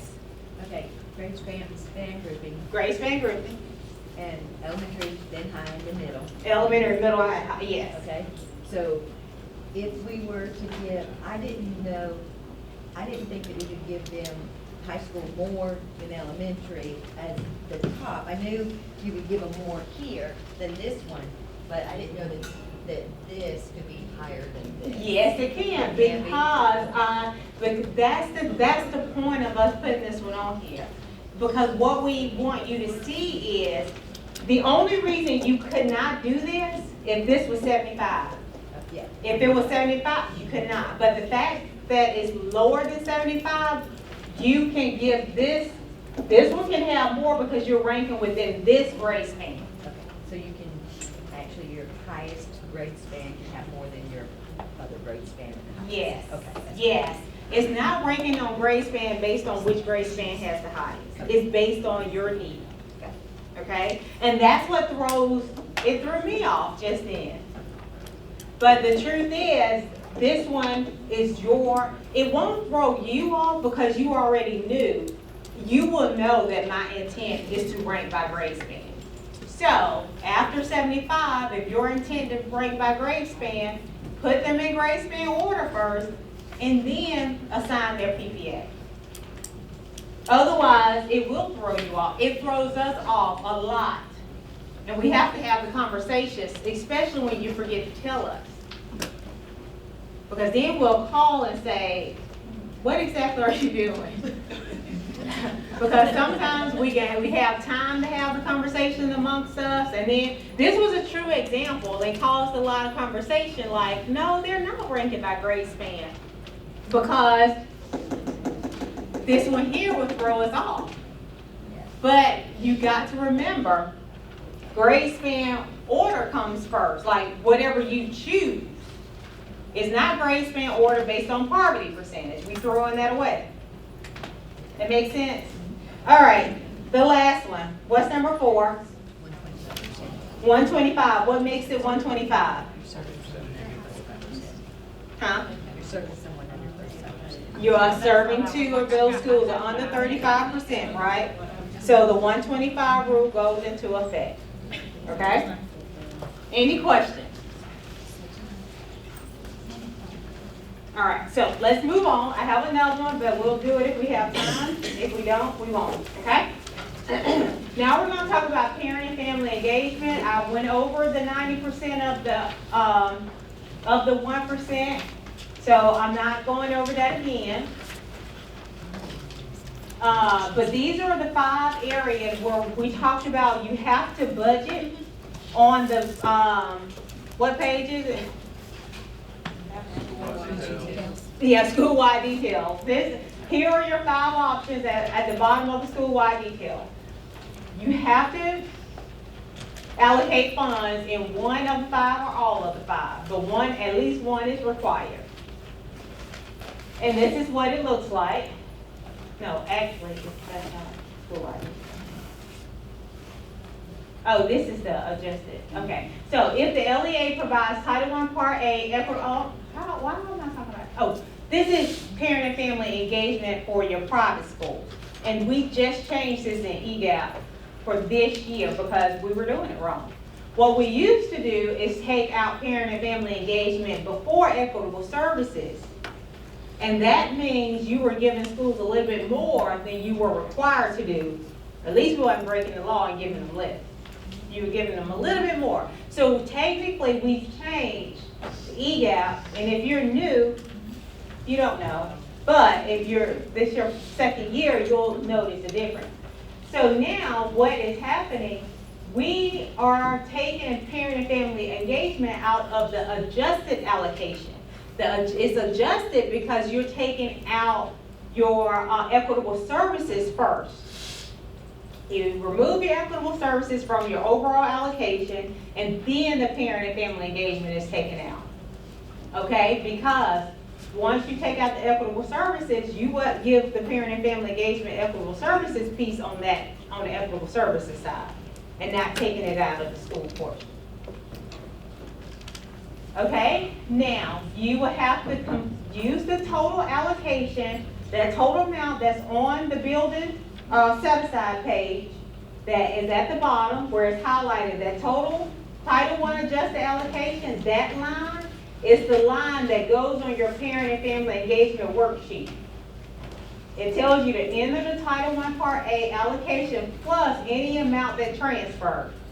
And that total amount will be on the adjusted allocation. You will enter that amount and then multiply the amount from above by 1% to get your 1% of your total allocation or total adjusted allocation.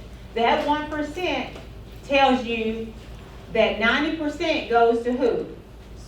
The schools, and the 10% of the 1% remains at the district level.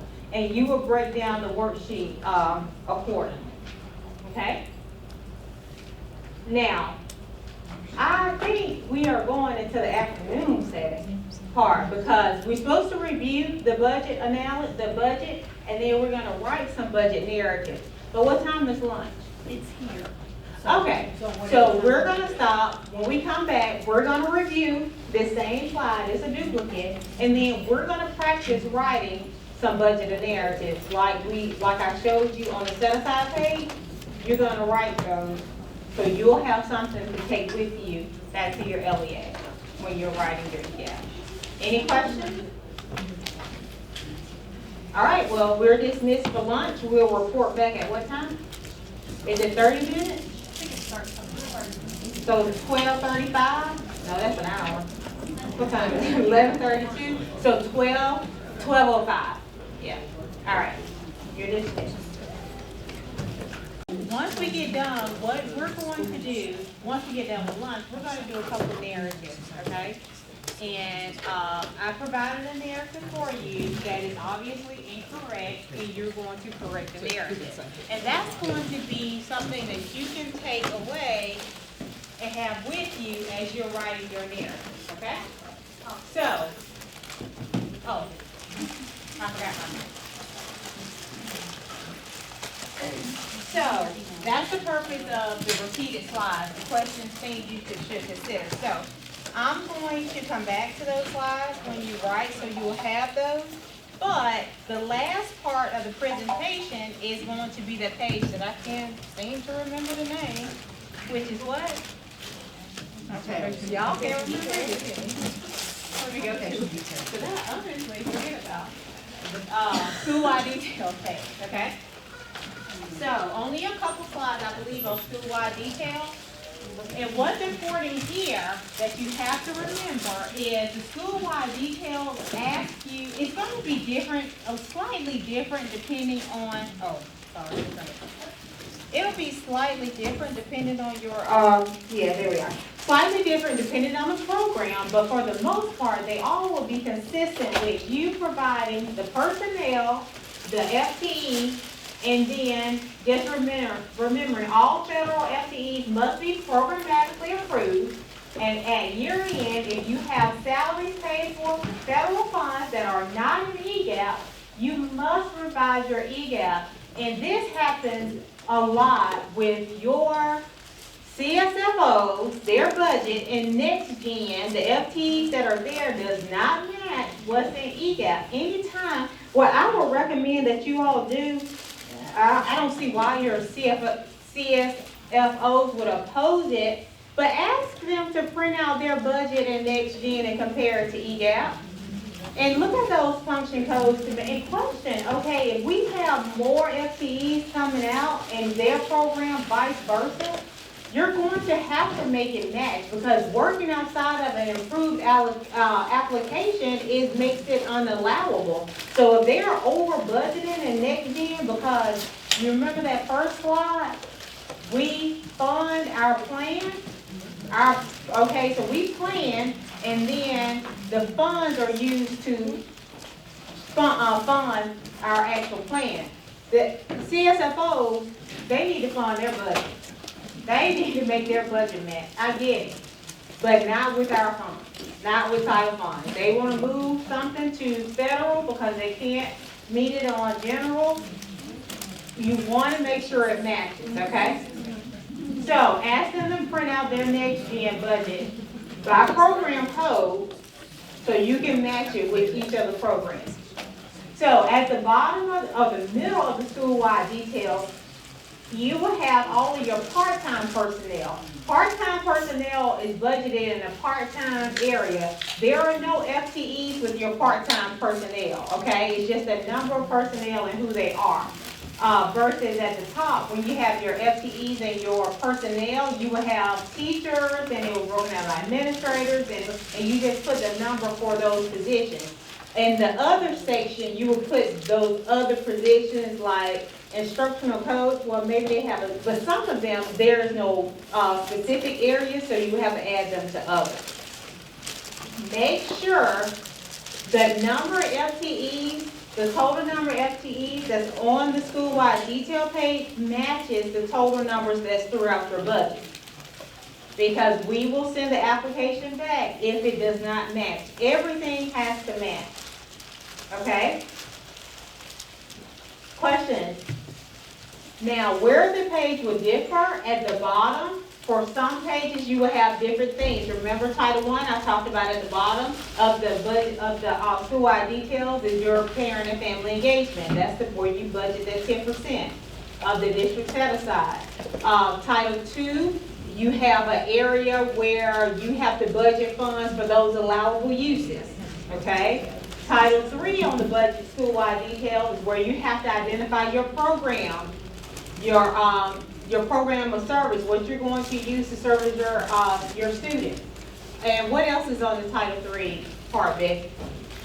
You remember? Because I was eating my sandwich and didn't hear all of you.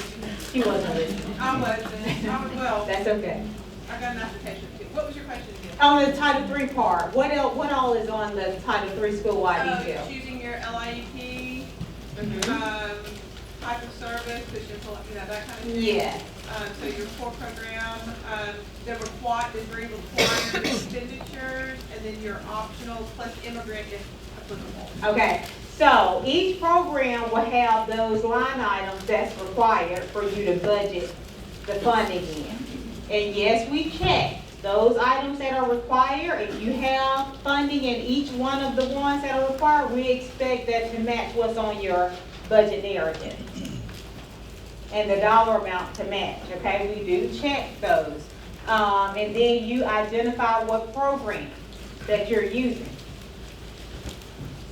It's important, if you identify a program on your Title III part, your school-wide details, just say for instance, a program is, what's one of the programs? Read 180. For your EL program. ESL? ESL. Is ESL your program that you use for your elementary? And so the items that you are purchasing has to be supplemental to your ESL program, right? What you're budgeting can't be to support that ESL program unless it's supplemental. So you want to make sure if you have a newcomers program in your narrative, you can't specify that you're buying a program to support your newcomers program because that is your program of choice, which means OCR states that you have to fund that with your state and local funds, okay? So anything that's identified as your program of service for your EL students can't be budgeted in your narrative, okay? I want you to understand that because it's not considered supplemental, okay? That is pretty much what sums up the school-wide details. The only thing that people do not double check is ensuring that the information identified on the school-wide details matches exactly what's in the budget. We count those FTEs that's throughout your budget, and the teachers have to match. The total teachers, the total FTEs, all of that has to match. Any questions? And that's kind of what I'm telling you here.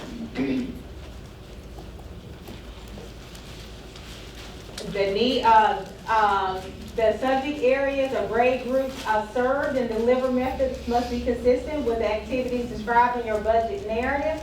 That's also on your needs assessment, and I think, no, I didn't put that. On your needs assessment, I showed you yesterday, it's basically check boxes. Don't think, okay, it's easier that I go ahead and check all the boxes and then I'll just budget accordingly because we're gonna send it back. Okay, we see you have science high school as a need, but we don't see a line item budgeted for you to support this need. So if it's not a part of your plan or you're not allocating funds for it, don't select it. But if you are selecting those, then it needs to have a budget line item to serve those needs, okay? Last thing I want to talk about is the admin cost cap.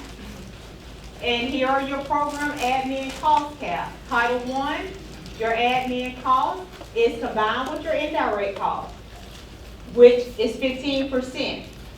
All right, Title II, the cap is 5%. Your admin costs can exceed 5%. And how do we come up with those costs? We don't just randomly come up with those percentages. It's listed here. And then, no, it's not listed here, I'm sorry. In Edgar tells us that admin and indirect is one within the same.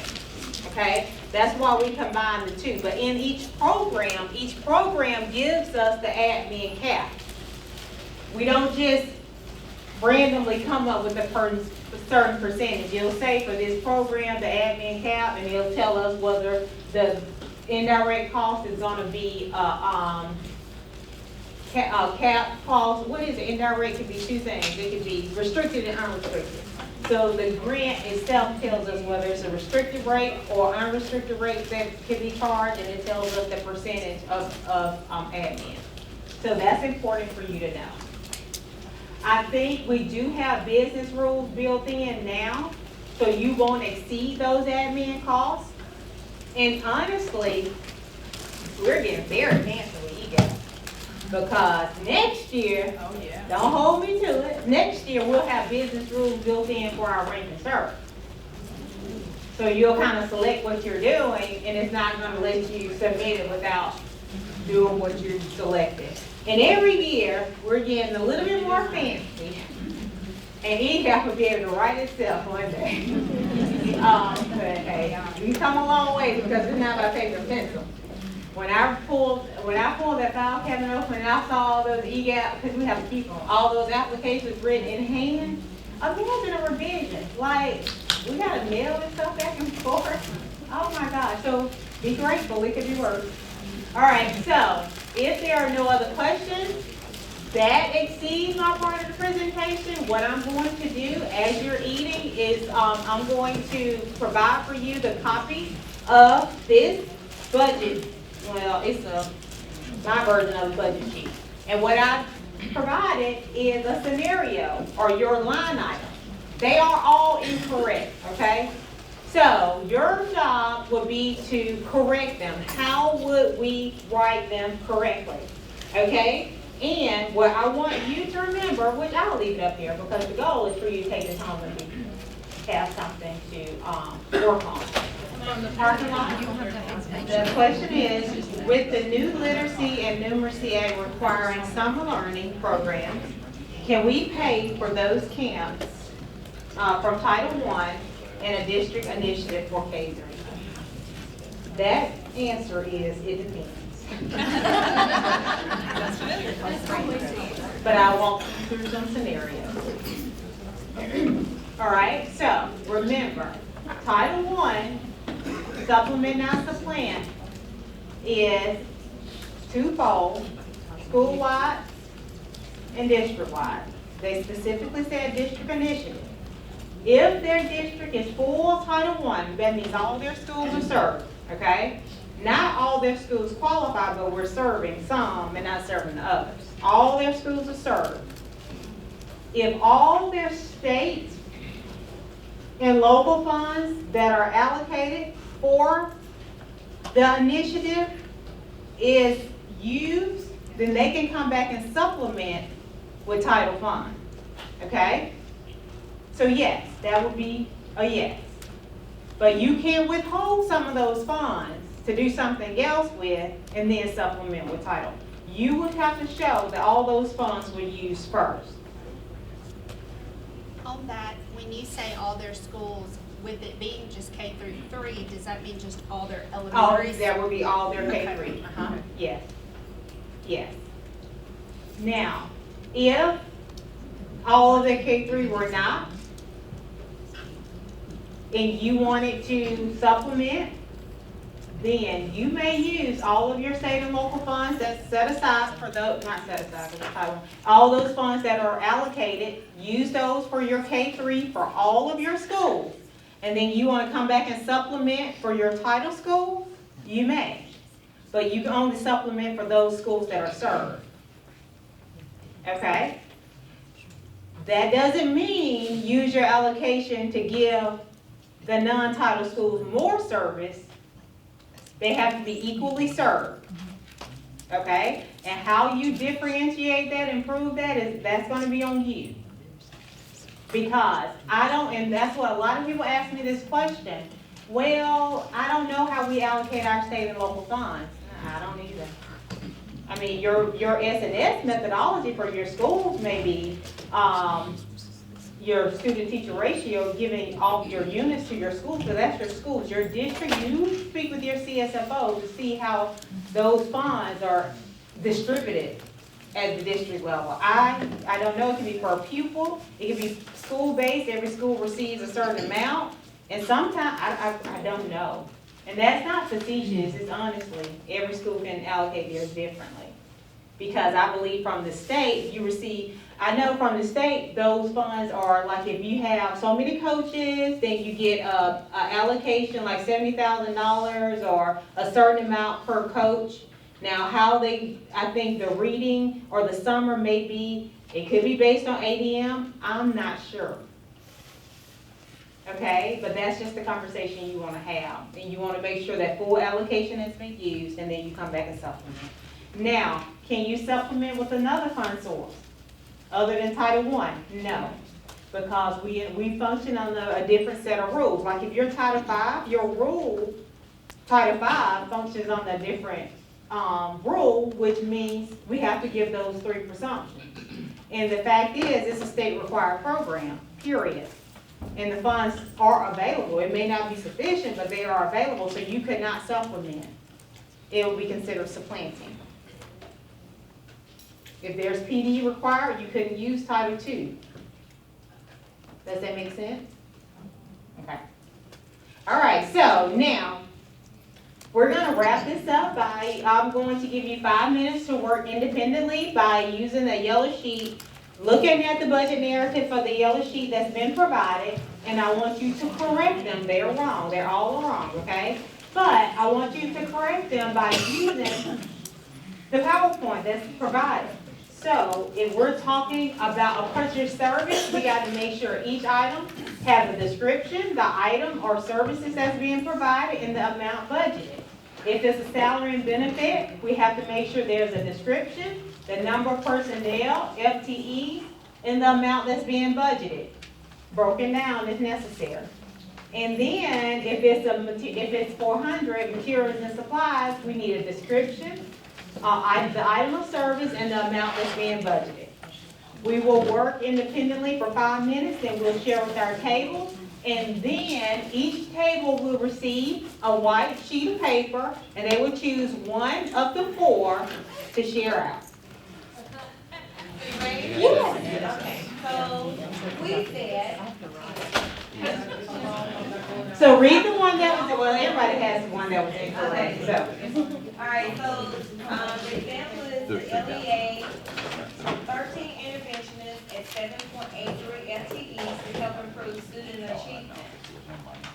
So we said salaries, at 30,000 for interventionists to employ 13 7.83 FTE teachers for K-5 at Eufaula Primary School and Eufaula Elementary School to help improve student achievement by focusing on students who have deficiencies in reading and math. Okay, very good. Let's run back really quick. Let's look at salary benefits. Hold it out so we can see. All right, so do they have a description? Yes. Yes. Do they have the number of personnel? Yes. Yes. Do they have the number of FTEs?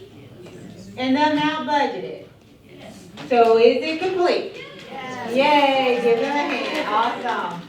All right, number 2, second option. Purchase service.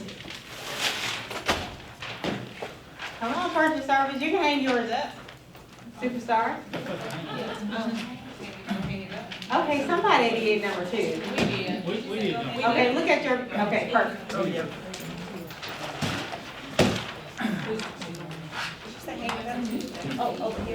Oh, yeah.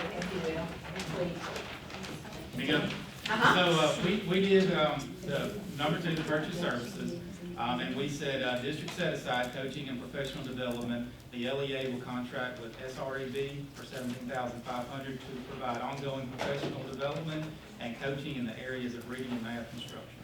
Awesome. Do they have a description? The item of service that they are contracting with who and what they're doing? And the amount budgeted. Awesome. That's easy, isn't it? Awesome. Come on, our second rock stars. All right. Next, who we have? Next, number 3. Everybody's looking around. Everybody has something. Come on. I don't even know what was number 3. Nobody selected the right number 3. Okay, come on. What was number 3? 2 intervention teachers. Okay. Yeah, we are. It was Sarah was doing it. Okay. So, We did 3. okay, they're going, and you all can share. All right, here we go. Doesn't matter. So initially, we said the LEA they would hire, but we didn't want you to think that we were trying to hire them from the district level, and we didn't want to explain. We're gonna hire 2 supplemental intervention teachers at 1 FTE at Imaginary Elementary and Fantasy Middle School at $87,465 to increase math proficiency. Okay, so what would the interventionists work on? There'll be math interventionists, and then what school? How many? 2. So would they be part-time, part pay? Now this is a caveat. It's either are they part-time, or are they 2 full-time interventionists that's going to be partially paid with Title I? So 50% of each of their salaries are coming from another fund source, right? Okay, that's a perfect example. Very good. Thank you. All right, so who's next? Number 4? Oh, no. We have another number 3. Come on down. The price is right. Are you required to break it out into salary and benefits in that narrative? Only salaries, because you're only going to be working in that object code. So the salary will be done in object code 010 to 199, but the same description can be moved to your 200 to 299 for benefits, just change the dollar amount. Okay? All right, here we go. We also did number 3, we put it as instruction with the function code of the 1100. We like to put the object codes on there also as the 010 to the 199. Ours we're going to be the interventionists. We're going to have 2 interventionists, 2 full-time, so 2 FTEs at A and B school to provide reading and math instruction for our students that are at risk, and it's to improve student achievement.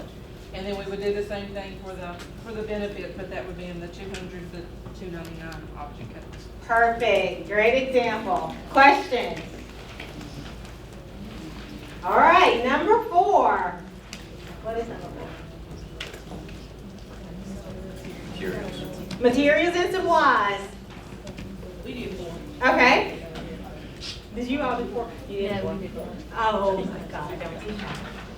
We just put other supplemental materials and supplies for WBES and WES students attending K-3 reading boot camp.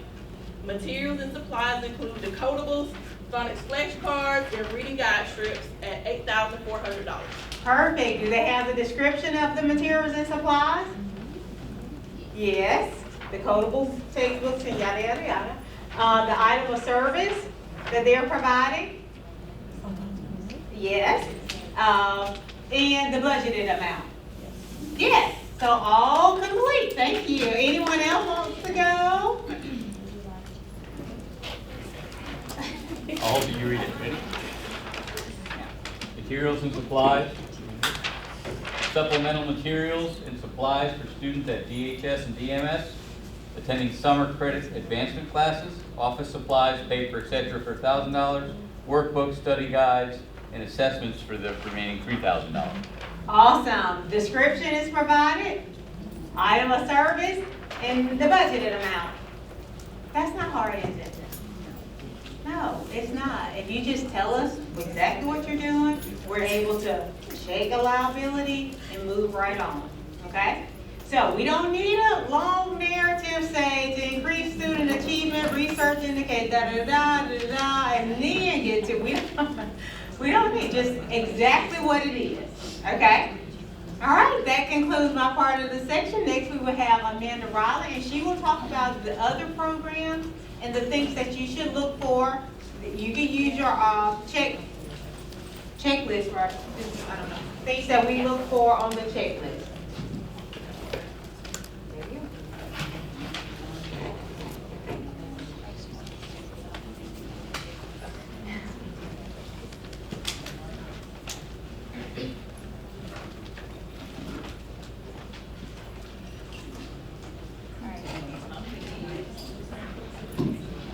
All right, who's ready to go home?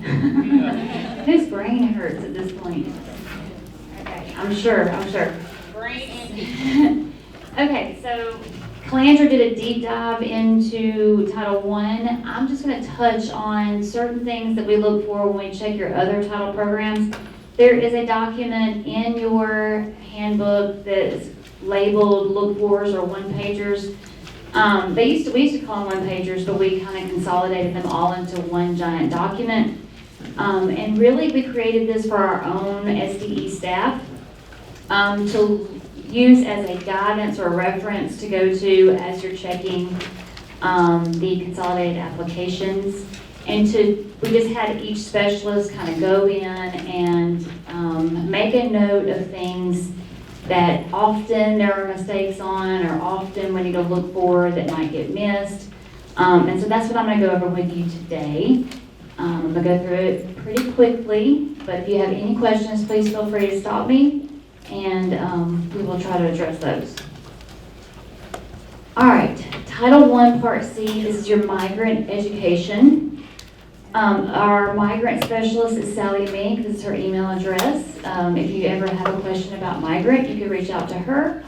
Budgeted items should reflect the needs assessment on the application details page. So you're going to see this on pretty much all of them. So if there's an application details page, what you have on that page should match what is in your budget narrative. And I know that seems pretty like, duh, but do not believe how often they do not match each other.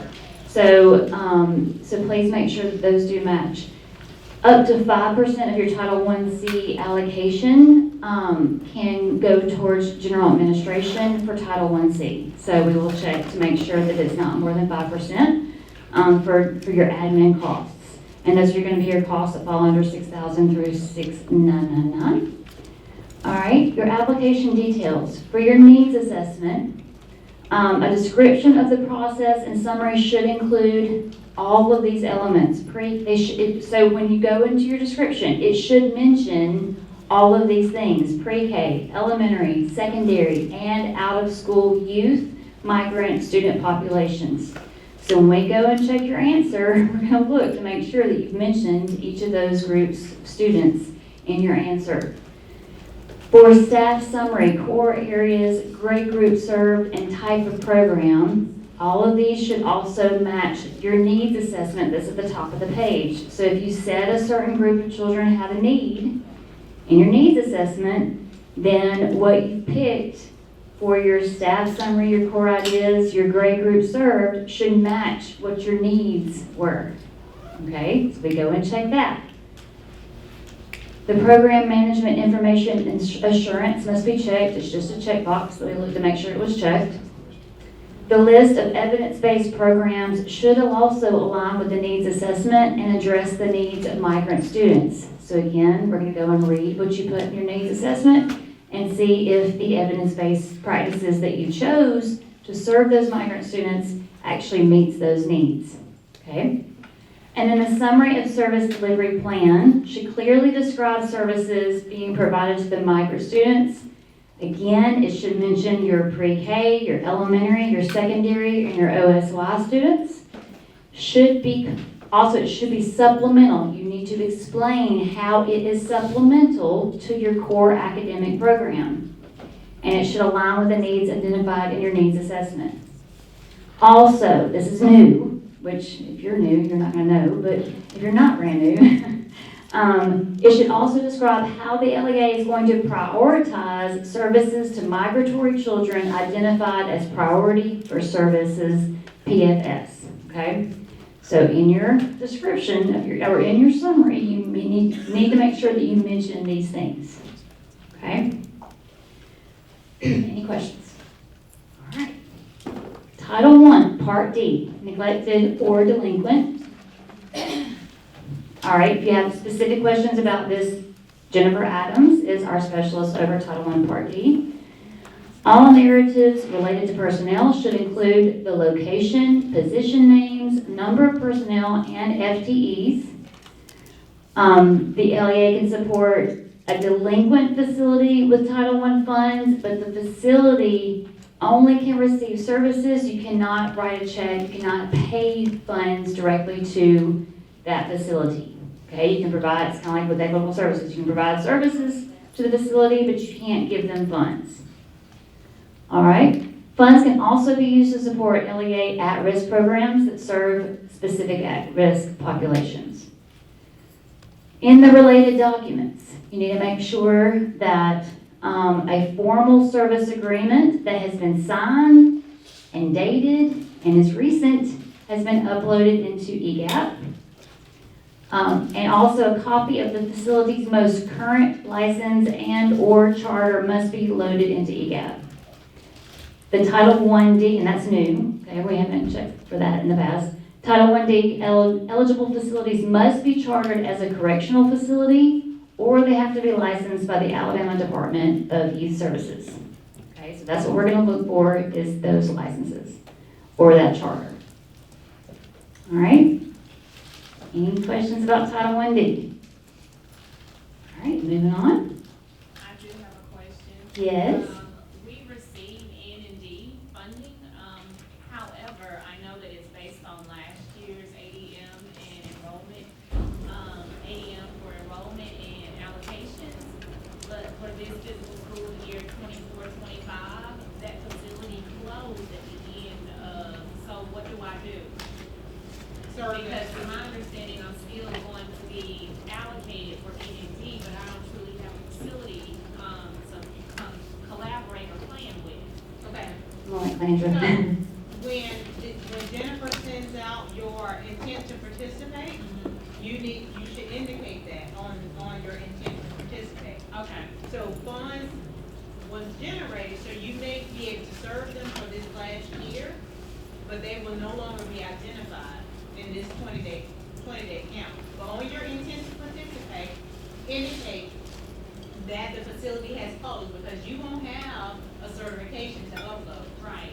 But now, what may happen, LEA accounting may remove the allocation. But those students are still in your building, I'm assuming, or providing services. So it can go both ways, but include that on your intent to participate. Okay, because we still have a facility, but we're not also, subpart A, the funding that we have budgeted for that facility will no longer be able to budget for because they're not there, but we will still receive that allocation and we can utilize it for subpart B, is that correct? Well, you probably won't. Once you put it on your intent to participate, they're gonna reallocate those funds more than likely. Okay. Because you're not gonna have that certification to upload to support those students or that facility. Okay, thank you. Thank you, Glenn. You're welcome. All right. Okay, Title II, Part A, supporting effective instruction. Of course, again, this is going to be Sally Meek that is over this program. Here's a new item. If a position for class size reduction teacher, if a position is for a class size reduction teacher, she talked about this at Mega, if you were there. For the new people, we now have a Title II class size reduction teacher effectiveness form that has to be filled out to explain how you determined that teacher is effective. Okay, so on that form, well, first of all, the narrative in the budget should match what's on the form. Okay, so you're really kind of putting it in two different places. But you're going to list the school, grade level, content area, or course name, the original student-teacher ratio, and then the new student-teacher ratio that will be created with that position. You have to explain an academic reason or justification for the need of that class size reduction unit. It can't just be that the classes are too big. You have to have an academic reason. So you need to have some sort of evidence to back up. You know, for a science classroom, we shouldn't have this many, you should have this teacher-to-student ratio, have some sort of justification, an academic justification as to why you need that class size reduction unit. And then the district HR director, your district Title II director, and your superintendent has to sign and verify that form that it's correct. Okay, so this is a new form, but this is something that the federal government was citing states on that we learned about, and so this is what we're implementing to make sure that it's not occurring here. All right.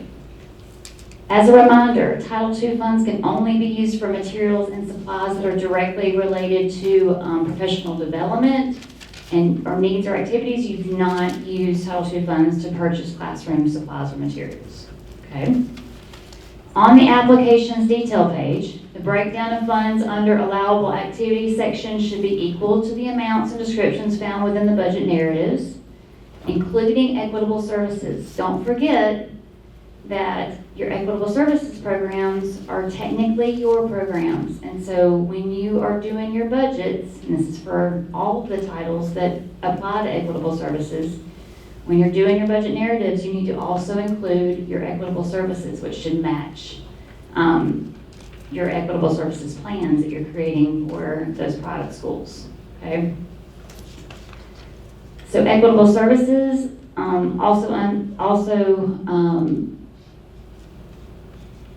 yeah, okay, I just said that. Those fall under code 9200, by the way. Okay, so all your equitable services expenses are going to be under function code 9200. But they should match in all the different places. And we do look, we read the implementation plan and see if everything you said you were going to do for that private school in that plan is in your budget narratives for that title program. All right, any questions? Yes. Do you hold your Title II funds at the district level, or do you kind of push those funds down to the school, or does it matter? The only school level funds is Title I. Yeah. Everything else is organized, is at the district level. Yeah. Thank you. All right. Title III English learners, our specialist for that is Becky Wilson, who is back in the back. All narratives related to personnel should include, again, the location, the position names, number of personnel, and the FTEs. Please, please, please, this is a red flag every time we see it. We're going to ask questions, just be prepared, okay? If you pay for an ESL teacher with Title III funds, they have to be supplemental to the teachers you that you funded for your core ESL program, okay? So whatever is required by the state, you have to pay for those with your local funds or your state funds. You can hire someone above and beyond that, but be prepared to prove that they're above and beyond that. Be prepared to be asked questions if you use your funds on that. Okay, because we're going to ask. All right. For an LAA receiving an immigrant subgrant, the expenditures must explicitly be identified in the budget narrative and should be recorded using special use code 0073. So in other words, let us know this is what we're using for immigrant funds, put it in parentheses. For the application details, under required use of funds, there has to be amounts allocated for all three areas, which should correspond with amounts and descriptions of activities in the budget narratives. Cannot tell you how many times I personally have sent an application back because the budget narrative said one thing, but then in that application details section, it looked like they just kind of, oh, we'll just put 20,000 here and 60,000 there. It didn't actually match what, the descriptions of the activities they picked didn't actually match what was in the budget narrative. Send it back. Those should match. All right. Under activities, there should be amounts entered for at least 3 of the additional activities, which also should correspond with something that's in your budget narrative. And then, again, your private school services, if applicable. We don't have very many private schools in the state of Alabama that participate in Title III, but if they did, they should match the activities in that consolidated equitable services plan and the narratives listed under 9200 in the budget. In related documents, all LEAs must have an EL plan, whether they receive Title III or not. All LEAs have to have an EL plan, even if you don't get Title III funds. So please make sure that that is in your documents. The Title III plan should be uploaded under the improvement planning section. It's not going to be uploaded under Title III. It'll be under improvement planning. And the EL signature cover sheet and the signature page for the LEA's EL advisory committee is supposed to be uploaded under related documents for Title III. Okay? Confusing as all get out, isn't it? That's why we have these forms. So you can refer back to them. All right, any questions that I can ask Landra to answer? Okay. All right, next. Okay, this one, easy. There's really the same basic, for Title V, the same basic rules apply here that would apply for whichever title funds you're gonna use, like what you're applying it to. So I don't really have anything extra to add here, just that are specific, if you have specific questions about Title V, that is going to go to Concetta Burton at the State Department. Okay? And I think that's it. I just wanted to say one other thing, like about the EL plan and the consolidated plan, your improvement, all the documents that fall under your improvement planning. All of those of you that are new, please go and look at those plans. I can't tell you how many systems are bad about copying and pasting from year to year to year. Sometimes they copy and paste the wrong answer under the wrong question, under the different questions, and you can just tell that that plan is not being updated from year to year. Sometimes the answer doesn't even answer the question that's being asked. So I would highly recommend that you check those out, go in and read them, read the question, see if the answer actually addresses what the question asked. We have gone in and tried to make it a little bit more clear, especially with the consolidated plan. We've tried to kind of clarify some of those questions a little bit, but that's also going to cause another problem because now there's more questions than there was before. So if you're used to copying and pasting from year to year, you're not going to be able to do that this year. Otherwise, it's not gonna work out right. So just go in and look at that. Yes, Dana. I'd also like to say, since most of you are new and probably didn't go to Mega, and you have CSI schools, there is a plan in the application details page now for the LEA to complete. And that whole plan is about how the LEA is going to support and monitor CSI schools. It is new this year, so that must be complete. Thank you. Thank you. Those do take a long time to look at, so I would advise you to take some time to look at that sooner rather than later. A lot of you have to get any changes to it approved by your board. It just depends on your LEA.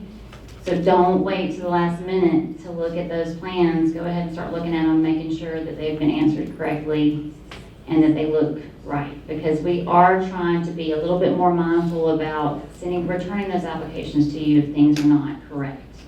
In the past, we've kind of let things slide, but we're trying to just kind of rein that in a little bit. So please go and read those and see if they make sense, because some of them don't.